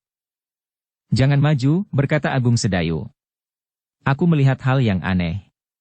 Tetapi mungkin hanya karena aku terlampau berhati-hati. Mungkin orang-orang yang tidak berpengalaman ingin menebang pohon cangkring itu. Apa yang terjadi? Bertanya seorang kawannya. Agung Sedayu mengerutkan keningnya. Tetapi ia tidak segera menjawab. Ia menunggu, mudah-mudahan salah seorang dari orang-orang tua yang berada di belakang sepasang pengantin datang mendekatinya. Ternyata bahwa bukan hanya salah seorang. Kiai Gringsing, Ki Sumangkar, Ki Waskita, dan bahkan juga Ki Demang datang mendekati Agung Sedayu sambil bertanya. Apa yang kau lihat? Pohon cangkring itu. Ada sesuatu yang tidak dapat aku mengerti. Mudah-mudahan tidak ada apa-apa. Orang-orang tua diiringi oleh beberapa orang pengawal segera mengikuti Agung Sedayu mendekati pohon cangkring yang sudah dikerat hampir putus itu. Hanya karena tali-tali yang sangkut menyangkut pada dahan-dahannya kemudian diikat pada dahan batang yang lain, di antara rimbunnya dedaunan sajalah maka pohon cangkring itu masih belum roboh melintang jalan. Kiai, desis Ki Sumangkar. Apakah Kiai sependapat bahwa ada usaha untuk melindungi bekas keratan itu? Kiai Gringsing termangu-mangu sejenak. Dilihatnya beberapa batang perdu yang disandarkan pada batang yang sudah dikerat itu, seolah-olah memang merupakan suatu usaha untuk menutupi keratan itu agar tidak mendapat perhatian dari orang-orang yang lewat. Aku kira memang demikian, Adi. Tetapi apakah pamrih mereka yang telah melakukannya? Ki Sumangkar mengangkat pundaknya. Dengan nada yang datar ia menjawab. Aku tidak tahu. Tetapi tentu sesuatu yang kurang wajar. Mungkin seseorang yang tidak senang melihat Suandaru kawin, berkata salah seorang pengawal. Ia dengan sengaja mengerat pohon itu dan membiarkannya roboh jika Suandaru lewat tepat di bawahnya. Ki Waskita memandang pengawal itu sejenak, lalu katanya. Memang mungkin sekali. Tetapi bagaimanakah caranya sehingga pohon yang diikat dengan tali temali ini akan roboh tepat pada saat Suandaru lewat? Mungkin ada 1-2 orang yang seharusnya menunggui pohon ini pada saat iring-iringan itu lewat. Agung Sedayu yang mendengar pembicaraan itu pun kemudian memotong. Mungkin sekali. Nampaknya memang ada seseorang atau lebih yang berada di pohon ini saat aku melihat daun yang bergerak-gerak. Mungkin orang-orang itu baru mempersiapkan tali-tali yang manakah yang harus diputus saat pengantin lewat tepat di bawahnya. Kiai Gringsing mengangguk-angguk. Sambil memandang berkeliling ia bergumam. Tentu mereka masih berada di hutan ini. Namun dalam pada itu, Ki Waskita menggamit Kiai Gringsing sambil berkata. Aku melihat sesuatu yang bergerak-gerak. Tidak hanya 1 atau 2, tetapi beberapa dan bahkan banyak. Kiai Gringsing mengangguk-angguk. Tetapi ia sama sekali tidak memperlihatkan kesan apapun juga.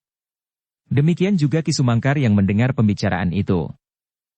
Marilah, berkata Kiai Gringsing kemudian. Kita kembali ke dalam iring-iringan. Mungkin kita sekedar berangan-angan tentang batang cangkring ini. Mungkin benar bahwa seseorang yang belum berpengalaman sedang mencoba menebang pohon ini. Agung Sedayu masih termangu-mangu. Namun sekali lagi Kiai Gringsing memberi isyarat. Cepatlah.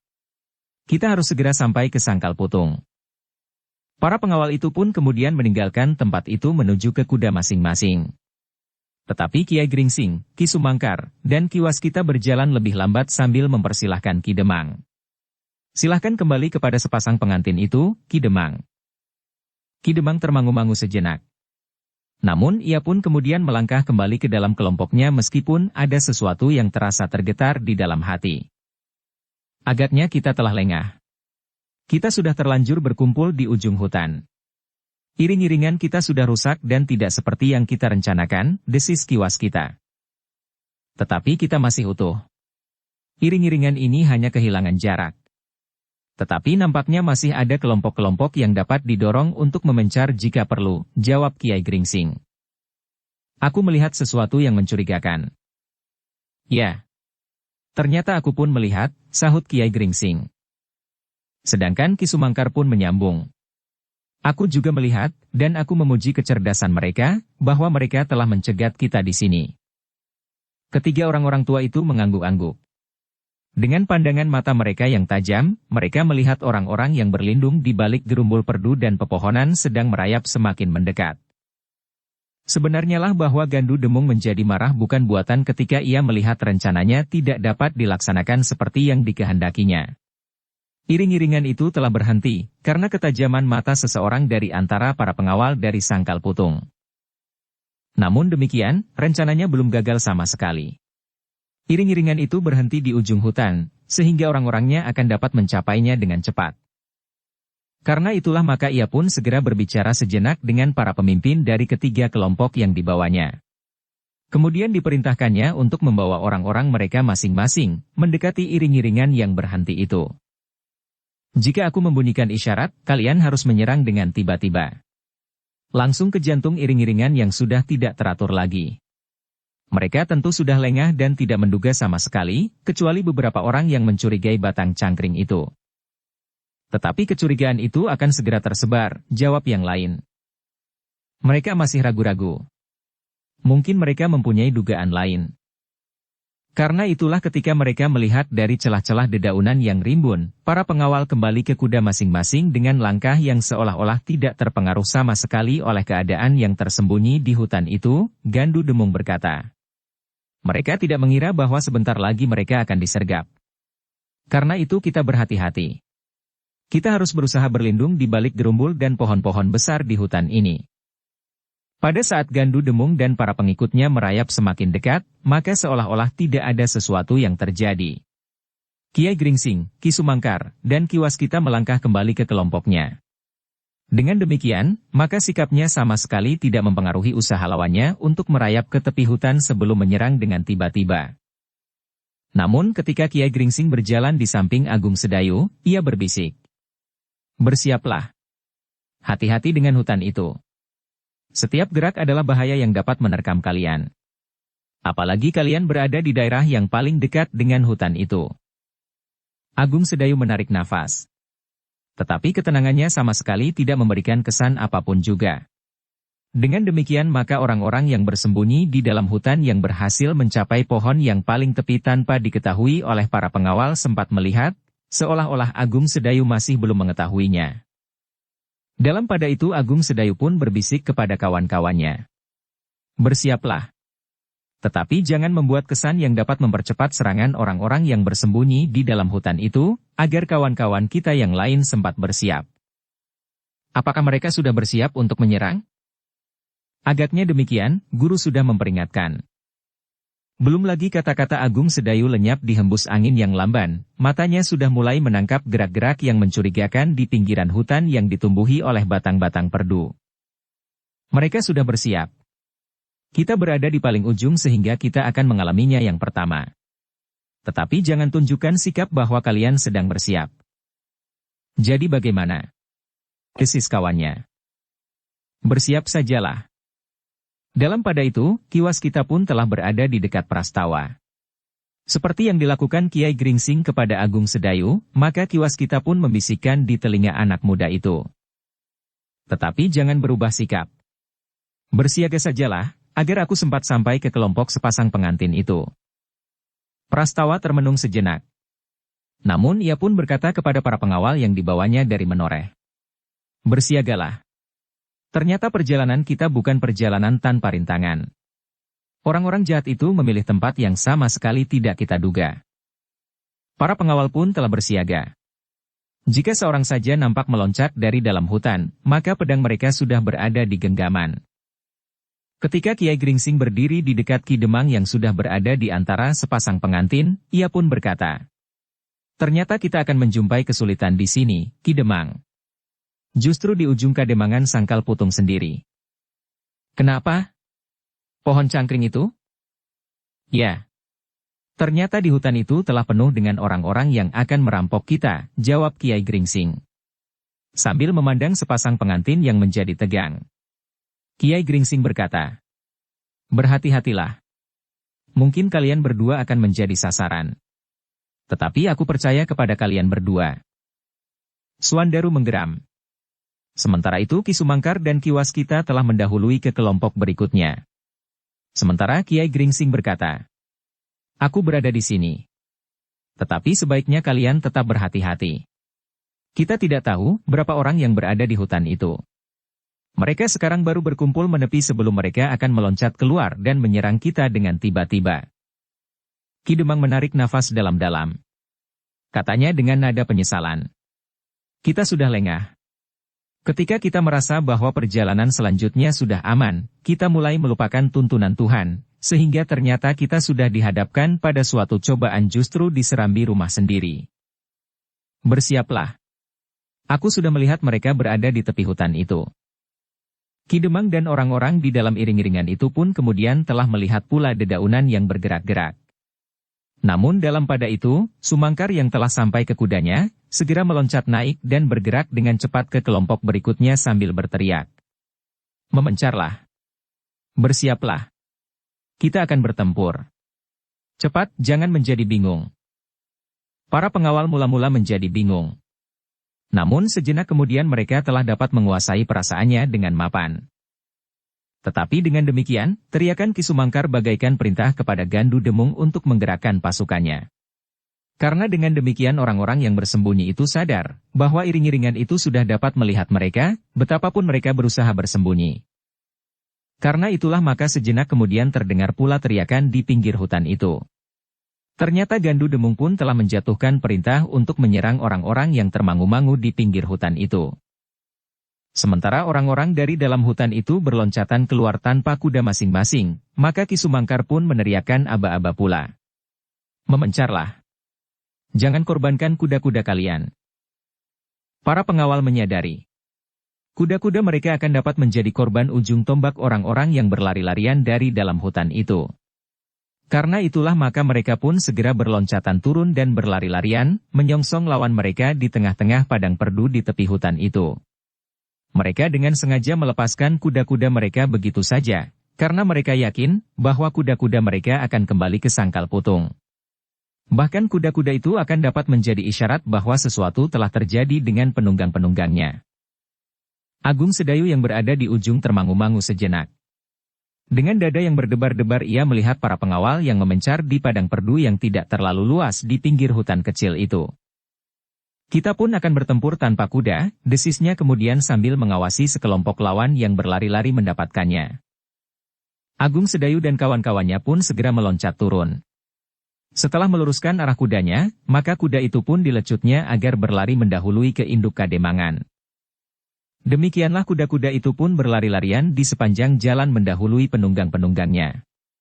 Hanya kuda mereka yang datang dari tanah perdikan menoreh sajalah yang tidak dilepaskan begitu saja.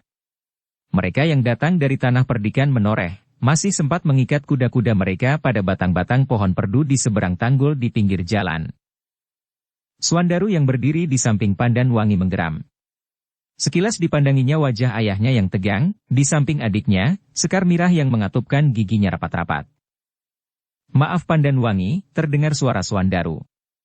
Justru di Kademangan Sangkal Putung sendiri hal ini terjadi. Pandan Wangi memandang Suandaru sekilas. Namun kemudian matanya kembali memandang orang-orang yang berlari-larian dengan senjata teracung-acung dan bahkan dengan teriakan-teriakan nyaring. Kita tidak dapat menyalahkan diri sendiri, jawabnya. Tetapi kita harus mencoba untuk berbuat sesuatu bagi keselamatan kita. Suandaru menarik nafas. Ia merasa beruntung bahwa istrinya adalah seorang yang memiliki kemampuan menjaga dirinya.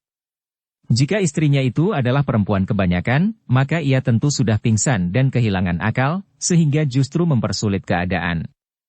Demikian juga adik perempuannya yang nampaknya tidak menjadi gentar melihat orang-orang yang berlari-larian menyerang. Tidak ada kesempatan untuk banyak berpikir. Sejenak kemudian tentu akan terjadi pertempuran yang seru. Namun agaknya jumlahnya sama sekali tidak seimbang, karena yang berloncatan keluar dari hutan ternyata sebanyak 2 kali lipat. Kiai Gringsing menarik nafas dalam-dalam. Tidak seorang pun akan menduga bahwa ada segerombolan perampok yang dapat mengerahkan orang sebanyak itu.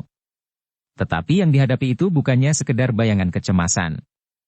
Tetapi benar-benar sejumlah orang yang banyaknya 2 kali lipat. Dalam pada itu, para pengawal dari Sangkal Putung dan Tanah Perdikan menoreh telah memencar dalam kelompok masing-masing. Tetapi mereka tidak mengambil jarak terlalu jauh, sehingga jika diperlukan, maka kelompok-kelompok itu akan dapat saling membantu. Agung Sedayu yang berada di ujung telah bersiap menghadapi segala kemungkinan. Ia tidak mau mengambil jalan yang jauh untuk menghadapi lawannya yang jumlahnya terlampau banyak. Apalagi yang saat itu ada di dalam iring-iringan adalah sepasang pengantin. Sehingga dengan demikian, maka ia pun langsung mengurai senjatanya yang terpercaya. Cambuk yang berjuntai panjang dengan karah-karah besi baja bagaikan cincin yang berjajar-jajar di juntai cambuknya itu. Suandaru ternyata berpikir seperti kakak seperguruannya. Meskipun Pandan Wangi mampu menjaga dirinya sendiri, tetapi ia tidak mau terkena akibat dari kelengahan yang sedikit saja di antara pasukannya. Seperti Agung Sedayu, ia pun segera mengurai cambuknya. Sementara Pandan Wangi telah siap dengan senjata yang di masa-masa lampaunya selalu berada di lambungnya. Sepasang pedang tipis. Sementara itu Sekar Mirah yang berdiri di sisi ayahnya pun telah bersiap pula. Bahkan beberapa orang terpaksa mengerutkan keningnya.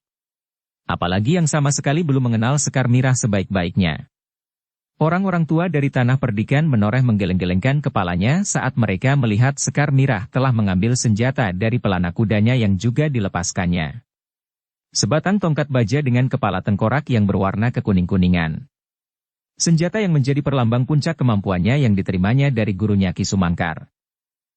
Ternyata para pengawal dari Sangkal Putung dan Tanah Perdikan menoreh telah langsung berada di puncak kemampuan masing-masing. Hanya orang-orang tua sajalah yang masih melihat-lihat keadaan yang bakal terjadi.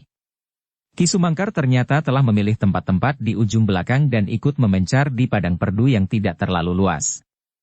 Ki Waskita berdiri di kelompoknya, sedangkan Kiai Gringsing berada di dekat sepasang pengantin yang telah bersiap-siap menghadapi segala kemungkinan. Gandu Demung yang memimpin orang-orangnya telah berlari-larian pula. Meskipun tidak dalam pakaian pengantin, tetapi Gandu Demung langsung dapat memperhitungkan bahwa salah seorang dari kedua perempuan yang ada dalam iring-iringan itu adalah pengantin perempuan. Sebelum pasukannya membentur para pengawal, maka Gandu Demung sempat berteriak. "Menyerah sajalah. Kami hanya memerlukan perhiasan kalian. Jika mungkin tanpa seorang korban pun yang akan jatuh." Sama sekali tidak terdengar jawaban. Yang dilihat oleh Gandu Demung kemudian adalah senjata yang teracu. Bahkan kemudian para pengawal dari Tanah Perdikan menoreh dan dari Kademangan Sangkal Putung telah bergerak maju. "Hi!" Gandu Demung berteriak pula. "Kalian tidak mendengarkan aku? Jumlah kami jauh lebih banyak. Di antara kami terdapat orang-orang yang tidak terkalahkan selama kami menjelajahi pulau ini." Masih tetap tidak terdengar jawaban. Namun sementara itu, orang-orang tua pun menjadi cemas. Kiai Gringsing, Ki Sumangkar, dan Ki Waskita mulai membayangkan orang-orang seperti Panembahan Alit, Panembahan Agung, orang yang mengganggu saat Mataram mulai membuka hutan, dan orang-orang yang berada di penyeberangan Kali Praga. Jika di antara lawan-lawannya terdapat orang-orang semacam itu, dan diikuti oleh jumlah yang berlipat ganda, maka para pengawal akan mengalami kesulitan. Karena itulah, maka ketiganya nampaknya sedang menunggu. Mereka harus berada di antara para pengawal dan menghadapi orang yang dapat menumbuhkan kesulitan di antara mereka. Sejenak kemudian, maka kedua pasukan itu pun sudah mulai berbenturan. Masih terdengar suara Gandu Demung. "Kalian orang-orang bodoh yang tidak mau mendengar peringatanku. Terserah kepada kalian, bahwa kalian akan mati dengan sia-sia, sedangkan harta benda yang kalian pertahankan akhirnya akan jatuh ke tangan kami juga." Tidak seorang pun dari para pengawal dari Kademangan Sangkal Putung maupun dari Tanah Perdikan menoreh yang menjawab. Tetapi sesaat kemudian dengan wajah yang tegang mereka telah melibatkan diri ke dalam pertempuran yang sengit.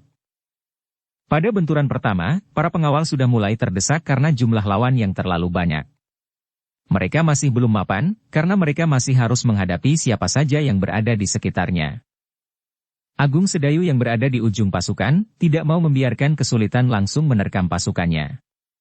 Itulah sebabnya, maka tiba-tiba saja cambuknya telah meledak dengan dahsyatnya. Gandu Demung terkejut mendengar suara cambuk itu. Ia sudah mendengar serba sedikit tentang orang bercambuk. Dan ternyata kini ia mendengar ledakan itu.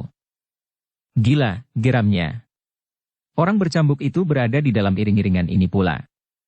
Namun kemudian, tetapi ia tidak akan dapat melawan beberapa orang sekaligus. Aku sendiri akan menghadapinya. Gandu Demung termangu-mangu sejenak. Ia mencoba melihat pertempuran itu dalam keseluruhan. Tetapi suara cambuk di ujung pasukan itu benar-benar telah menggelisahkan. Selagi ia termangu-mangu, maka di ujung yang lain dari suara cambuk itu, Ki Sumangkar telah mulai menggerakkan trisulanya. Beberapa orang datang menyerangnya bersama-sama. Dan ia pun melihat bahwa hampir setiap pengawal harus melawan dua orang yang bertempur berpasangan. Mereka akan mengalami kesulitan, berkata Ki Sumangkar di dalam hatinya. Karena Ki Sumangkar menganggap bahwa orang-orang yang mencegat itu adalah perampok-perampok yang berpengalaman. Bahkan melihat jumlah yang besar itu, Ki Sumangkar menghubungkan dengan kemungkinan yang serupa dengan kekuatan yang ada di Padepokan Tambakwedi. Karena itulah, maka ia pun segera turun pula di medan dengan senjatanya yang berputaran, sehingga dalam waktu yang singkat telah menarik banyak perhatian lawan. "Orang ini aneh," berkata seorang yang bertubuh pendek. Agaknya ia mempunyai kelebihan dari kawan-kawannya. Ki Sumangkar pun kemudian melihat seorang yang bertubuh pendek itu menyibak lawan-lawannya dan dengan sengaja telah mendapatkannya. Orang ini tentu pemimpinnya, berkata Ki Sumangkar di dalam hati. Ternyata bahwa orang bertubuh pendek itu langsung menempatkan diri di hadapannya. Namun sambil menggerakkan senjatanya ia masih sempat bertanya. Kaukah pemimpin para pengawal dari Sangkal Putung? Ki Sumangkar menghindar sambil menjawab. Bukan. Aku sekedar seorang pengikut. Pemimpinku berada di dekat sepasang pengantin itu. Hi, siapakah kau? Orang memanggilku Ki Bajanggaring. Bajanggaring? Ki Sumangkar tertawa. Ki Bajanggaring mengerutkan keningnya. Lalu katanya. Kenapa kau tertawa? Namamu menarik sekali. Ki Bajanggaring tidak menyahut. Tetapi serangannya pun menjadi semakin deras. Namun lawannya ternyata mampu menghindarinya. Tidak seujung rambut pun yang dapat disentuhnya meskipun Bajanggaring telah mengerahkan kemampuannya. Sejenak Ki Bajanggaring terheran-heran. Ia termasuk orang yang disegani di sekitar Gunung Tidar. Namun kini ia menemukan seorang lawan yang aneh. Seorang lawan yang memiliki ilmu tiada taranya, sehingga ia mampu menghindari setiap serangannya. Gila, geramnya di dalam dadanya. Tetapi aku harus dapat membunuhnya. Mungkin aku terlalu didorong oleh nafsu, sehingga aku kurang membuat perhitungan-perhitungan yang menguntungkan. Karena itulah maka Ki Bajanggaring justru meloncat surut. Ia mulai menilai lawannya dengan pertimbangan-pertimbangan yang lebih berhati-hati. Bukan sekedar menyerang tanpa perhitungan. Aku salah menilai. Dan aku harus memperbaikinya sebelum terlambat. Bajanggaring pun kemudian mengerahkan segenap ilmunya dan mempersiapkan serangan yang akan dapat melumpuhkan lawannya. Aku tidak boleh menganggapnya tidak berarti meskipun nampaknya ia sudah tua. Senjatanya yang aneh itu menunjukkan bahwa ia memiliki kemampuan yang tentu melampaui kawan-kawannya. Ki Sumangkar terdesak surut sesaat. Tetapi bukan karena ilmu Bajanggaring yang tidak terlawan. Ia hanya sekedar ingin mendapatkan waktu untuk melihat apa yang terjadi di sekitarnya. Ki Sumangkar mengerutkan keningnya ketika ia melihat sepasang anak-anak muda yang memiliki ketangkasan dan kecepatan bergerak yang luar biasa. Dengan berpasangan, mereka seolah-olah telah menguasai suatu arena yang luas. Tata geraknya kadang-kadang mengejutkan dan agak membingungkan lawannya. Ternyata para perampok ini juga memiliki kemampuan yang dapat dibanggakan. Untunglah mereka bertemu dengan para pengawal yang berpengalaman meskipun agak lengah sedikit pada saat-saat yang justru gawat, berkata Ki Sumangkar di dalam hatinya. Dengan demikian, maka ia pun tidak lagi sekedar termangu-mangu. Pertempuran ini adalah sebenarnya pertempuran yang dapat berbahaya bagi orang-orang Sangkal Putung dan Tanah Perdikan Menoreh yang mengawal sepasang pengantin itu. Sehingga karena itulah maka ia pun segera mempersiapkan diri untuk menghadapi pertarungan ilmu yang akan menjadi semakin dahsyat. Meskipun seorang melawan seorang Ki Sumangkar yakin tidak akan mendapat kesulitan sama sekali, tetapi sebagai seorang prajurit yang berpengalaman, maka ia harus memandang kemungkinan-kemungkinan yang bakal terjadi di medan. Orang-orang terkuat di antara lawannya yang jumlahnya berlipat itu akan dapat bergabung dan melawannya bersama-sama. Karena itulah, maka Ki Sumangkar pun harus bertindak cepat. Sebelum lawannya menyadari seluruh keadaan, ia harus sudah dapat menguasai mereka dengan suatu hentakan yang mengejutkan. Sejenak kemudian, maka Sumangkarlah yang meloncat menyerang Ki Bajanggaring dengan senjatanya yang menggetarkan. Trisulanya berputaran pada jangat pengikatnya yang tidak terlampau panjang di tangan kanan. Sedangkan di tangan kirinya, Ki Sumangkar mempermainkan trisulanya yang lain, yang digenggamnya langsung pada hulunya. Bajanggaring menjadi berdebar-debar. Ia belum pernah menemukan lawan dengan sepasang senjata yang aneh dan dengan cara yang aneh pula. Karena itulah, maka ia harus berusaha untuk menyesuaikan diri dalam perlawanannya atas sepasang trisula yang dipergunakan dengan cara yang berbeda itu. Hanya sesaat kemudian, ternyata Bajanggaring sudah merasakan kesulitan yang hampir tidak teratasi. Itulah sebabnya, maka ia pun segera memberikan isyarat kepada kedua orang yang digelari nama sepasang Sri Gunting dari pesisir utara. Sepasang anak muda kakak beradik yang memiliki kemampuan yang luar biasa. Orang tua ini agaknya telah kepanjingan setan, geram Bajanggaring. Sepasang Sri Gunting itu merasa heran mendengarnya. Ki Bajanggaring adalah orang yang tidak ada duanya di dalam gerombolannya. Tetapi menghadapi orang bersenjata aneh itu, ia memerlukan orang lain untuk membantunya. Tetapi karena jumlahnya memang cukup banyak, maka sepasang Sri Gunting itu pun tidak berpikir lebih lama lagi. Mereka pun segera meloncat mendekati Ki Sumangkar yang sedang bertempur melawan Ki Bajanggaring. Meskipun Sumangkar sadar bahwa ia harus mengerahkan ilmunya untuk menghadapi ketiga orang lawannya yang luar biasa itu, namun dengan demikian ia sudah menyerap orang-orang yang dianggapnya sangat berbahaya bagi para pengawal dari Tanah Perdikan Menoreh dan Kademangan Sangkal Putung. Dengan demikian, maka Ki Sumangkar pun segera terlibat dalam perkelahian yang sengit. Tiga orang lawannya ternyata segera berhasil mengurungnya. Namun demikian, ternyata senjata Sumangkar berhasil melindungi dirinya seperti sebuah perisai yang mengelilinginya. Putaran trisulanya menyambar-nyambar dengan dahsyatnya. Bukan saja sekedar menjauhkan lawannya pada jarak putaran, tetapi sekali-sekali trisulanya itu telah mematuk dengan dahsyatnya, melampaui ujung lidah seekor ular yang paling berbisa. Ki Bajanggaring menjadi heran. Berpasangan dengan sepasang Sri Gunting yang dibanggakannya, ia tidak segera mampu menguasai lawannya yang tua itu. Bahkan kadang-kadang, putaran trisula itu telah berhasil mendesaknya tanpa dapat berbuat sesuatu. Gila. Iblis manakah yang telah merasuk ke dalam tubuh orang tua itu, bertanya Ki Bajanggaring kepada diri sendiri. Bahkan kemudian, apakah ia juga termasuk orang Sangkal Putung atau orang dari Tanah Perdikan Menoreh? Orang terkuat di Tanah Perdikan Menoreh adalah Ki Argapati dan kemudian Ki Argajaya yang seolah-olah telah menjadi lumpuh hatinya. Dan orang ini sama sekali bukan keduanya. Namun Ki Bajanggaring masih harus merahkan segenap ilmunya untuk mengatasi lawannya yang memiliki ilmu tidak teratasi itu. Dalam pada itu, ternyata seorang lagi yang termangu-mangu memandang perkelahian antara Ki Sumangkar dengan ketiga orang lawannya. Seorang yang berwajah sekasar batu padas yang di sana-sini terdapat goresan-goresan bekas luka. Dengar kerut-merut di kening ia menyaksikan perkelahian yang semakin dahsyat ilu. Gila, geramnya. Ki Bajanggaring dan kedua Sri Gunting itu tidak segera dapat membunuh orang tua itu. Tentu ia orang luar biasa. Dan orang itu pun tiba-tiba telah meloncat mendekat pula sambil berkata lantang. Aku akan ikut serta Ki Bajanggaring, agar perjalanan yang menjemukan ini cepat selesai. Ternyata kerja kita masih cukup banyak. Ki Bajanggaring tidak menjawab. Tetapi ia pun tidak melarang orang berwajah sekasar batu padas itu untuk ikut serta. Ternyata dendam yang terpendam di dalam jantungnya, merupakan modal yang besar bagi keganasannya. Di antara keempat orang lawannya, Ki Sumangkar segera melihat, bahwa orang berwajah kasar itu adalah orang yang paling liar. Tandangnya bagaikan seekor harimau kelaparan berebut daging. Ia sama sekali tidak mengenal unggah-ungguh perkelahian sekalipun.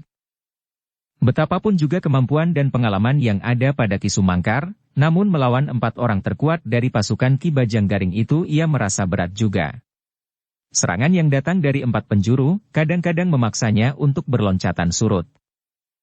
Sementara itu, para pengawal dari Tanah Perdikan Menoreh dan Kademangan Sangkal Putung telah bertempur dengan segenap kemampuan yang ada pada mereka. Lawan mereka ternyata terlampau banyak, sehingga hampir setiap orang daripada pengawal itu harus bertempur melawan lebih dari seorang lawan. Prastawa yang masih muda ternyata memiliki kecepatan bergerak yang mengagumkan. Didorong oleh kemarahan yang meluap-luap, ia bertempur dengan sepenuh kemampuan yang ada padanya tanpa ragu-ragu. Sementara di ujung, Agung Sedayu pun telah mendesak lawannya dengan ujung cambuknya. Setiap kali ledakan ujung cambuknya telah membuat lawannya terdesak surut. Gandu Demung yang memimpin pencegatan itu langsung berlari-lari kepada sepasang pengantin yang sudah bersiap pula. Beberapa orang pengiringnya pun telah mempersiapkan senjata masing-masing untuk menghadapi para pengawal yang berada di sekitar sepasang pengantin itu. Namun Gandu Demung masih mencoba memaksa lawannya untuk menyerah tanpa perkelahian, katanya. Lebih baik kalian menyerah. Jumlah kalian tidak memadai sama sekali untuk melawan kami. Apalagi seorang demi seorang, kemampuan kami tidak terkalahkan oleh apapun juga di dalam lingkungan kalian. Tetapi Gandu Demung tidak sempat melanjutkan.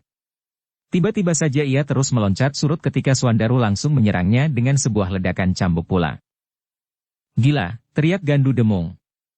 Kau juga bersenjata cambuk? Swandaru mendesak terus sambil berkata. Aku adalah pengantin laki-laki yang kau cari. Jika kau dapat mengalahkan aku, maka kau akan berhasil merampas harta kekayaan kami semuanya. Gandu Demung mengerutkan keningnya. Ternyata ia berhadapan dengan seorang dari orang-orang bercambuk yang memang pernah didengarnya. Namun demikian, ia pun seorang yang merasa dirinya memiliki kemampuan dan ilmu yang dapat dibanggakan, sehingga karena itu ia pun segera mempersiapkan diri menghadapi ujung cambuk yang dapat mengelupas kulitnya itu. Sementara Gandu Demung menghadapi Swandaru yang dibakar oleh kemarahan, kedua orang saudaranya berusaha untuk menusuk langsung pada tempat yang paling lemah. Mereka melihat dua orang perempuan di antara lawannya. Itulah sebabnya, maka mereka segera membagi diri dan menyerang keduanya. Tetapi ternyata kedua perempuan itu bukannya perempuan yang menggigil melihat ujung senjata. Pandan Wangi yang telah bersiap dengan sepasang pedang tipisnya, segera menyongsong salah seorang dari mereka. Sedangkan saudara Gandu Demung yang lain terperanjat melihat senjata Sekar Mirah. Sebatang tongkat baja putih dengan tengkorak kecil yang berwarna kekuning-kuningan. Aku pernah mendengar jenis senjata seperti senjata ini, katanya di dalam hati. Tetapi ia tidak segera berhasil mengingat, senjata siapakah yang wujudnya telah mendebarkan jantung itu. Apalagi dalam benturan pertama, saudara Gandu Demung itu telah merasa, bahwa perempuan yang membawa senjata aneh itu memiliki kekuatan yang tidak kalah dari kekuatan seorang laki-laki. Bukan saja seorang laki-laki kebanyakan, tetapi seorang laki-laki yang berilmu sekalipun. Aneh, desisnya kemudian. Kau memiliki senjata yang mendebarkan. Dan ternyata kau mampu mempergunakan sebaik-baiknya. Apakah kau pengantin perempuan dari tanah perdikan menoreh yang menurut pendengaranku memiliki kemampuan bertempur seperti seorang laki-laki? Sekar Mirah tidak mau lengah dengan pertanyaan-pertanyaan seperti itu. Ia masih tetap bertempur dengan sengit. Namun ia memerlukan menjawab. Aku anak Demang Sangkal Putung. Kau saudara perempuan pengantin laki-laki? Ya. Saudara Gandu Demung menggeram. Sekilas ia melihat saudaranya yang lain bertempur dengan seorang perempuan yang bersenjata sepasang pedang tipis. Namun dalam kecepatan gerak tangannya sepasang senjata itu bagaikan berubah menjadi puluhan senjata yang mengitari lawannya. Sekar Mirah yang melihat bahwa lawannya sekilas memandang Pandan Wangi, berdesis. Ia adalah pengantin perempuan dari tanah perdikan menoreh yang kau tanyakan. Lawannya menarik nafas dalam-dalam. Namun seolah-olah ia tidak lagi dapat menahan teka-teki di dalam hatinya, maka ia pun bertanya. Senjatamu bukan senjata kebanyakan. Aku pernah mendengar cerita tentang senjata serupa itu, tetapi aku tidak ingat, siapakah yang pernah memilikinya. Macan Kepatihan, desis Sekar Mirah. Seorang senapati dari Jipang. Iya. Tiba-tiba saja saudara Gandu Demung itu teringat kepada seorang yang pernah bergelar Macan Kepatihan di masa lampau, tetapi yang ternyata telah terbunuh di daerah selatan Gunung Merapi. Jadi siapakah kau sebenarnya? Aku mempunyai jalur perguruan yang sama dengan Macan Kepatihan.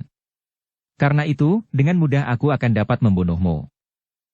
Nampak wajah saudara Gandu Demung itu menegang. Namun kemudian sambil menyerang ia berteriak. Persetan! Kau jangan mimpi, iblis betina. Kau baru akan sadar dengan siapa kau berhadapan, jika dadamu telah tembus oleh ujung pedang. Sekar Mirah tidak menjawab. Tetapi ia dengan tangkasnya mengelakkan serangan lawannya. Bahkan sambil melangkah surut, ia masih sempat menjulurkan ujung tongkatnya. Lawannya terkejut melihat keterampilan gadis itu. Namun ia masih dapat menggeliat untuk menghindarkan sentuhan ujung tongkat baja yang mendebarkan itu. Tetapi dengan demikian saudara Gandu Demung itu menyadari bahwa gadis itu tidak sekedar membual tentang jalur perguruannya, apalagi ketika kemudian ternyata bahwa Sekar Mirah benar-benar menguasai senjata yang dipegangnya. Kepala tengkorak yang kekuning-kuningan itu ternyata berputar semakin cepat, seperti mengelilingi seluruh tubuh lawannya. Tengkorak itu mematuk dari segala penjuru mengarah ke tempat-tempat yang paling berbahaya. Gila, desis saudara Gandu Demung ini. Ternyata perempuan ini benar-benar memiliki ilmu iblis. Seperti saudaranya, maka saudara Gandu Demung yang lain yang bertempur melawan Pandan Wangi pun ternyata menjadi heran melihat ketangkasan lawannya mempergunakan sepasang pedang tipis. Kaukah anak Ki Argapati? Saudara Gandu Demang itu bertanya. Pandan Wangi ragu-ragu sejenak. Namun kemudian sambil menjulurkan pedang di tangan kanannya ia menyahut. Ya. Aku anak Ki Argapati. Oh, jadi kaukah pengantin yang sedang diarak sekarang ini? Di luar dugaan lawannya, Pandan Wangi menyahut. Ya. Akulah pengantin perempuan itu? Apakah kau menaruh perhatian? Sejenak saudara Gandu Demung termangu-mangu. Namun ia pun kemudian tertawa. Jawabnya, ya, aku menaruh perhatian.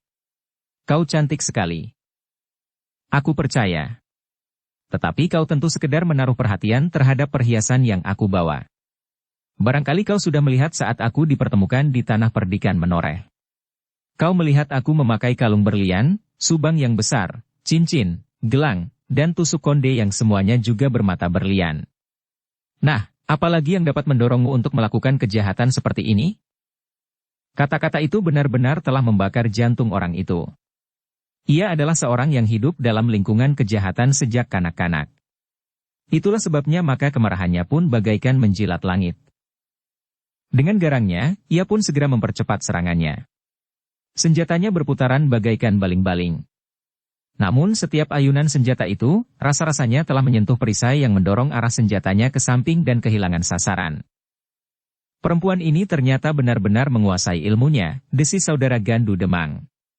Ia sadar bahwa kekuatannya berbeda dalam kodratnya dengan kekuatan seorang laki-laki, sehingga ia mempunyai cara tersendiri untuk mengelakkan setiap serangan.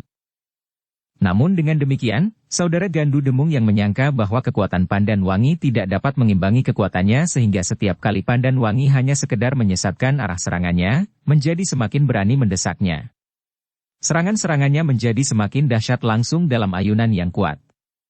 Bahkan kemudian saudara Gandu Demung yang melihat kelemahan lawannya, berusaha untuk menyerang dengan perhitungan yang matang, bahwa serangannya tidak akan dapat ditangkis dengan cara yang selalu dilakukan oleh Pandan Wangi. Ketika saudara Gandu Demung itu berhasil memaksa Pandan Wangi bergeser sambil memukul senjata lawannya ke samping, maka saudara Gandu Demung itu meloncat mendekat sambil mengangkat tangannya. Ia tidak lagi mencoba memikirkan bahwa yang dihadapinya adalah seorang perempuan, apalagi seseorang yang sedang berada di dalam hari-hari yang paling bahagia. Dengan serta-merta ia mengangkat senjatanya tinggi-tinggi. Kemudian mengayunkan sekuat tenaganya mengarah langsung ke ubun-ubun Pandan Wangi dengan kekuatan sepenuhnya. Jika Pandan Wangi memukul serangan itu ke samping, maka perubahan arahnya tentu tidak akan banyak berpengaruh, karena senjata itu terayun dalam pelepasan kekuatannya sepenuhnya. Kekuatannya sebagai seorang laki-laki yang memiliki kelebihan dari kebanyakan laki-laki yang mempunyai tenaga raksasa sekalipun. Tetapi saudara Gandu Demung itu telah dikejutkan oleh kenyataannya yang dihadapinya. Ia masih melihat Pandan Wangi mengarahkan sepasang pedangnya dan menyilangkannya di atas kepalanya. Bahkan ia masih dapat bersorak di dalam hatinya, bahwa ia akan berhasil mematahkan kedua pedang tipis itu dan menghancurkan kekuatan pertahanan Pandan Wangi, karena Pandan Wangi ternyata memilih menangkis serangannya dan bukan berusaha menghindarinya. Namun ketika senjata saudara Gandu Demung itu membentur pertahanan Pandan Wangi, betapa ia telah dikejutkan oleh getaran yang tidak disangkanya. Ia merasa seolah-olah senjatanya membentur dinding baja yang tidak dapat digoyahkannya. Bahkan kemudian ia menyadari bahwa Pandan Wangi masih sempat mengatupkan senjatanya yang menyilang dan memutarnya dengan sekuat tenaga. Ternyata kekuatan Pandan Wangi bukannya kekuatan kodrati seorang perempuan betapapun ia melakukan latihan jasmaniah. Perempuan itu telah berhasil membangunkan kekuatan cadangan di dalam dirinya, sehingga kekuatannya seolah-olah menjadi berlipat ganda. Hanya karena pengalamannya, maka dengan gerak naluriah, saudara Gandu Demung itu meloncat searah dengan putaran pedang tipis Pandan Wangi yang berputar, sehingga ia berhasil menyelamatkan senjatanya. Dengan serta-merta, betapapun pedihnya jari-jarinya, ia berhasil merenggut senjatanya dari putaran sepasang pedang Pandan Wangi sehingga tidak terlepas karenanya. Namun dengan demikian, saudara Gandu Demung itu pun telah meloncat surut sejauh-jauhnya. Ia dengan susah payah menahan pedih di tangannya yang bahkan kemudian terasa bagaikan menjadi nyeri. Ilmu iblis manakah yang telah membekali perempuan ini, geram saudara Gandu Demung itu. Tetapi ia pun kemudian menggeretakkan giginya ketika ia sadar, bahwa perempuan itu adalah anak Ki Gede Menoreh yang memiliki ilmu tiada taranya. Tetapi seorang perempuan, geram saudara Gandu Demung itu. Aku harus menemukan kelemahannya dan kemudian membinasakan tanpa belas kasihan meskipun ia sedang diarak sebagai seorang pengantin. Saudara Gandu Demung itu pun kemudian mengerahkan segenap kemampuan yang ada padanya untuk segera mengatasi lawannya yang menurut wujud lahiriahnya hanyalah seorang perempuan. Namun ternyata bahwa usahanya itu tidak segera dapat berhasil. Bahkan terasa semakin lama tekanan Pandan Wangi menjadi semakin berat. Dalam pada itu, seorang yang bertubuh raksasa dan berwajah sekeras batu padas, memperhatikan perkelahian antara saudara-saudara Gandu Demung yang kedua-duanya masing-masing melawan perempuan, yang seorang dari Tanah Perdikan Menoreh dan yang seorang dari Kademangan Sangkal Putung.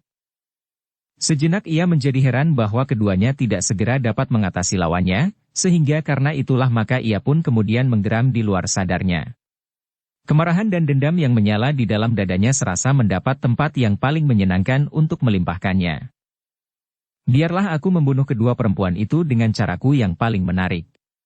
Senang sekali jika aku diperbolehkan mengambil alih perlawanan keduanya meskipun barangkali harus seorang demi seorang, gumam orang berwajah sekeras batu padas itu.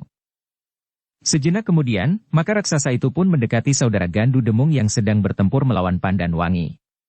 Dengan suara yang dalam ia berkata, "Ki Lurah, serahkan perempuan itu kepadaku. Aku ingin memperlakukan sesuai dengan keinginan yang membakar dadaku, karena dendam yang tidak tertahankan. Aku ingin membunuh dengan cara yang paling menarik yang belum pernah aku lakukan." Saudara Gandu Demung itu termangu-mangu sejenak. Ia mengetahui bahwa orang bertubuh raksasa itu memang mempunyai kekuatan raksasa. Tetapi apakah ia dapat mengimbangi kecepatan bergerak Pandan Wangi? Namun dalam pada itu, saudara Gandu Demung yang justru merasa terdesak itu kemudian merasa gembira juga bahwa ia akan mendapat seorang kawan tanpa dimintanya. "Lakukanlah jika kau menghendaki. Tetapi aku akan tetap mengawasimu, karena perempuan ini mempunyai ilmu iblis." "Terserahlah, karena jumlah kami memang jauh lebih banyak dari jumlah lawan." Orang bertubuh raksasa itu pun kemudian mendekati Pandan Wangi yang sudah bersiap. Sejenak nampak wajahnya yang digoresi bekas luka-luka silang menyilang itu berkerut. Namun kemudian bibirnya yang tebal nampak tersenyum.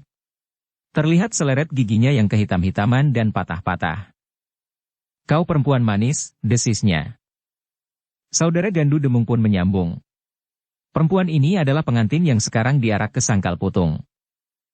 "Oh," suara orang bertubuh raksasa itu meninggi. "Kebetulan sekali. Aku memang memerlukan seorang pengantin perempuan untuk mematangkan ilmuku. Dan sekarang aku sudah mendapatkannya. Pengantin perempuan yang berusia sepasar dan dalam arak-arakan ke rumah pengantin laki-laki." Pandan Wangi sama sekali tidak menyahut.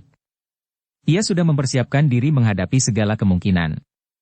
Ia pun sadar bahwa jumlah pengiringnya jauh lebih sedikit dari jumlah lawan, sehingga ia tidak boleh mengharapkan bantuan dari siapapun juga karena hampir setiap orang di dalam iring-iringannya sudah harus berhadapan dengan lawan yang berpasangan.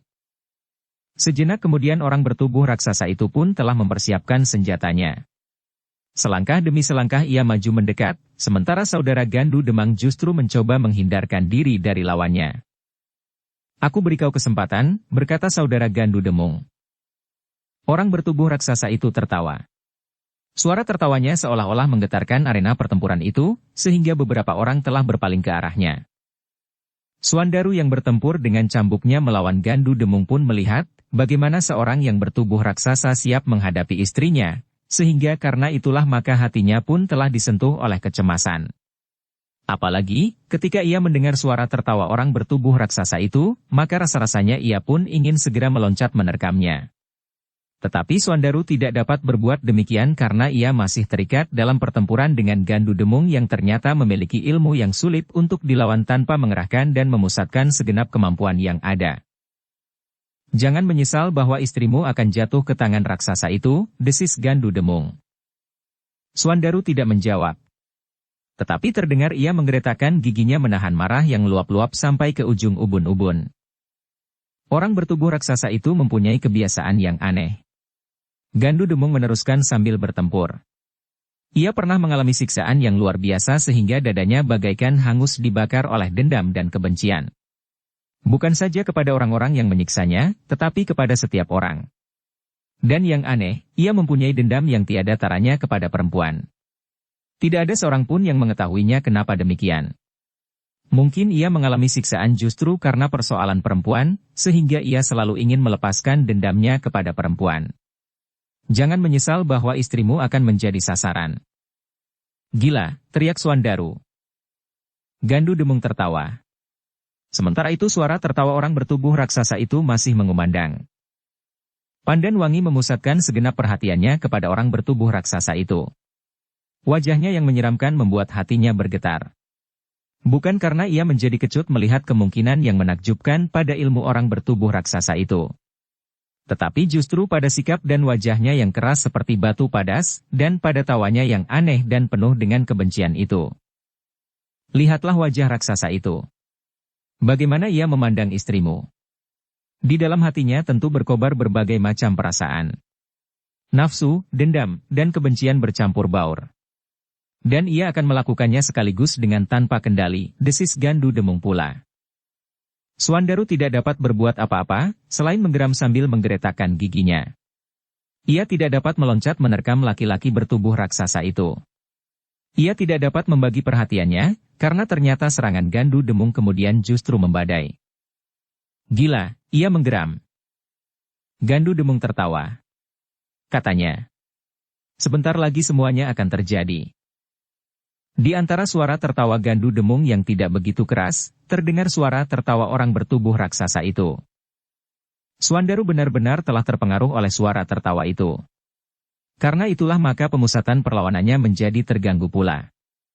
Beberapa kali ia terpaksa meloncat mundur dan bahkan kadang-kadang dengan serta-merta ia meledakkan cambuknya sekedar untuk membebaskan diri dari tekanan serangan Gandu Demung. Dalam pada itu, Pandan Wangi pun menjadi semakin berdebar-debar. Lawannya yang semula seolah-olah dengan senang hati menyerahkannya kepada orang bertubuh raksasa yang mempunyai sikap yang aneh dan mendebarkan jantung itu. Kecemasan Pandan Wangilah yang kemudian mendorongnya untuk berbuat sesuatu. Dengan diam-diam ia memusatkan segenap kemampuan yang ada padanya. Dikerahkannya segala kemampuan dan ilmunya, agar ia terhindar dari kemungkinan yang mengerikan, yang mulai membayang di wajahnya. Itulah sebabnya, Pandan Wangi seolah-olah sedang dikejar oleh perasaannya. Tidak ada jalan lain kecuali melenyapkan sumber kecemasan itu sendiri. Dalam pada itu, orang bertubuh raksasa yang terlampau yakin akan kekuatan tubuhnya itu masih tertawa. Setapak demi setapak ia maju mendekati Pandan Wangi. Suara tertawanya benar-benar telah menggetarkan segenap rambut perempuan yang baru saja menginjak masa yang baru di dalam hidupnya itu. Sementara itu, Suandaru tidak dapat menghindarkan diri dari pengaruh kehadiran orang bertubuh raksasa itu di arena perkelahian, justru melawan Pandan Wangi. Sementara itu, seorang lagi masih berdiri sambil tertawa-tawa pula menyaksikan Pandan Wangi yang diancam oleh keganasan orang bertubuh raksasa itu, sementara dirinya sendiri tidak dapat berbuat apa-apa. Apakah tidak ada seorang pun yang sempat membantunya, bertanya Suandaru di dalam hatinya. Mungkin Ki Gringsing, Ki Waskita atau Ki Sumangkar. Tetapi ternyata Pandan Wangi tetap berdiri seorang diri. Namun dalam pada itu, ketika Suandaru sedang sibuk menghindarkan diri dari serangan Gandu Demung, tiba-tiba saja suara tertawa orang bertubuh raksasa itu terhenti dengan serta-merta. Sejenak terloncat kecemasan yang sangat di hatinya, sehingga karena itu maka Suandaru pun segera meloncat menjauh. Ketika ia mendapatkan kesempatan meskipun hanya sekejap, ia melihat apa yang telah terjadi. Bahkan dalam pada itu, Gandu Demung bagaikan disentakkan oleh peristiwa yang sama sekali tidak masuk di akalnya. Peristiwa yang baginya tidak mungkin terjadi. Oleh desakan kengerian di dalam hatinya, ternyata Pandan Wangi telah mengerahkan segenap kemampuan yang ada padanya. Kecepatannya, kekuatannya, bahkan dengan tenaga cadangan yang telah berhasil dikuasainya. Ketika orang bertubuh raksasa yang terlalu yakin akan kekuatannya itu melangkah selangkah lagi semakin mendekatinya, Pandan Wangi tidak dapat menahan dirinya lagi. Tiba-tiba saja, di luar dugaan dan perhitungan lawannya, ia meloncat langsung dengan pedang terjulur di tangan kanan. Orang bertubuh raksasa itu terkejut melihat kecepatan bergerak Pandan Wangi. Tetapi ia tidak sempat berbuat sesuatu, selain mencoba menghindari serangan itu. Namun ketika ia memiringkan tubuhnya dan melepaskan diri dari arah tusukan ujung pedang yang terjulur itu, di luar dugaannya, tangan Pandan Wangi yang lain dengan kecepatan lidah api yang meloncat di langit, telah menyambar lambungnya tanpa ampun. Yang terdengar kemudian adalah sebuah keluhan tertahan. Orang bertubuh raksasa itu memang mempunyai kekuatan raksasa, sehingga ia berhasil memutar Gandu Demung dan hampir saja membenturkan kepala Gandu Demung itu ke tebing padas. Tetapi ia tidak cukup mempunyai kecepatan bergerak mengimbangi kelincahan tangan dan kaki Pandan Wangi. Sejenak orang yang bertubuh raksasa itu terhuyung-huyung, matanya yang menyorotkan dendam yang tiada taranya, rasa-rasanya bagaikan menyala. Dendam itu benar-benar telah membara di dalam dadanya. Apalagi ketika ia kemudian sadar, bahwa ternyata ia telah dilumpuhkan oleh seorang perempuan pada serangan yang pertama. Bersambung ke bab 193. Dukung kami dengan subscribe, follow, like, komen dan share. Terima kasih.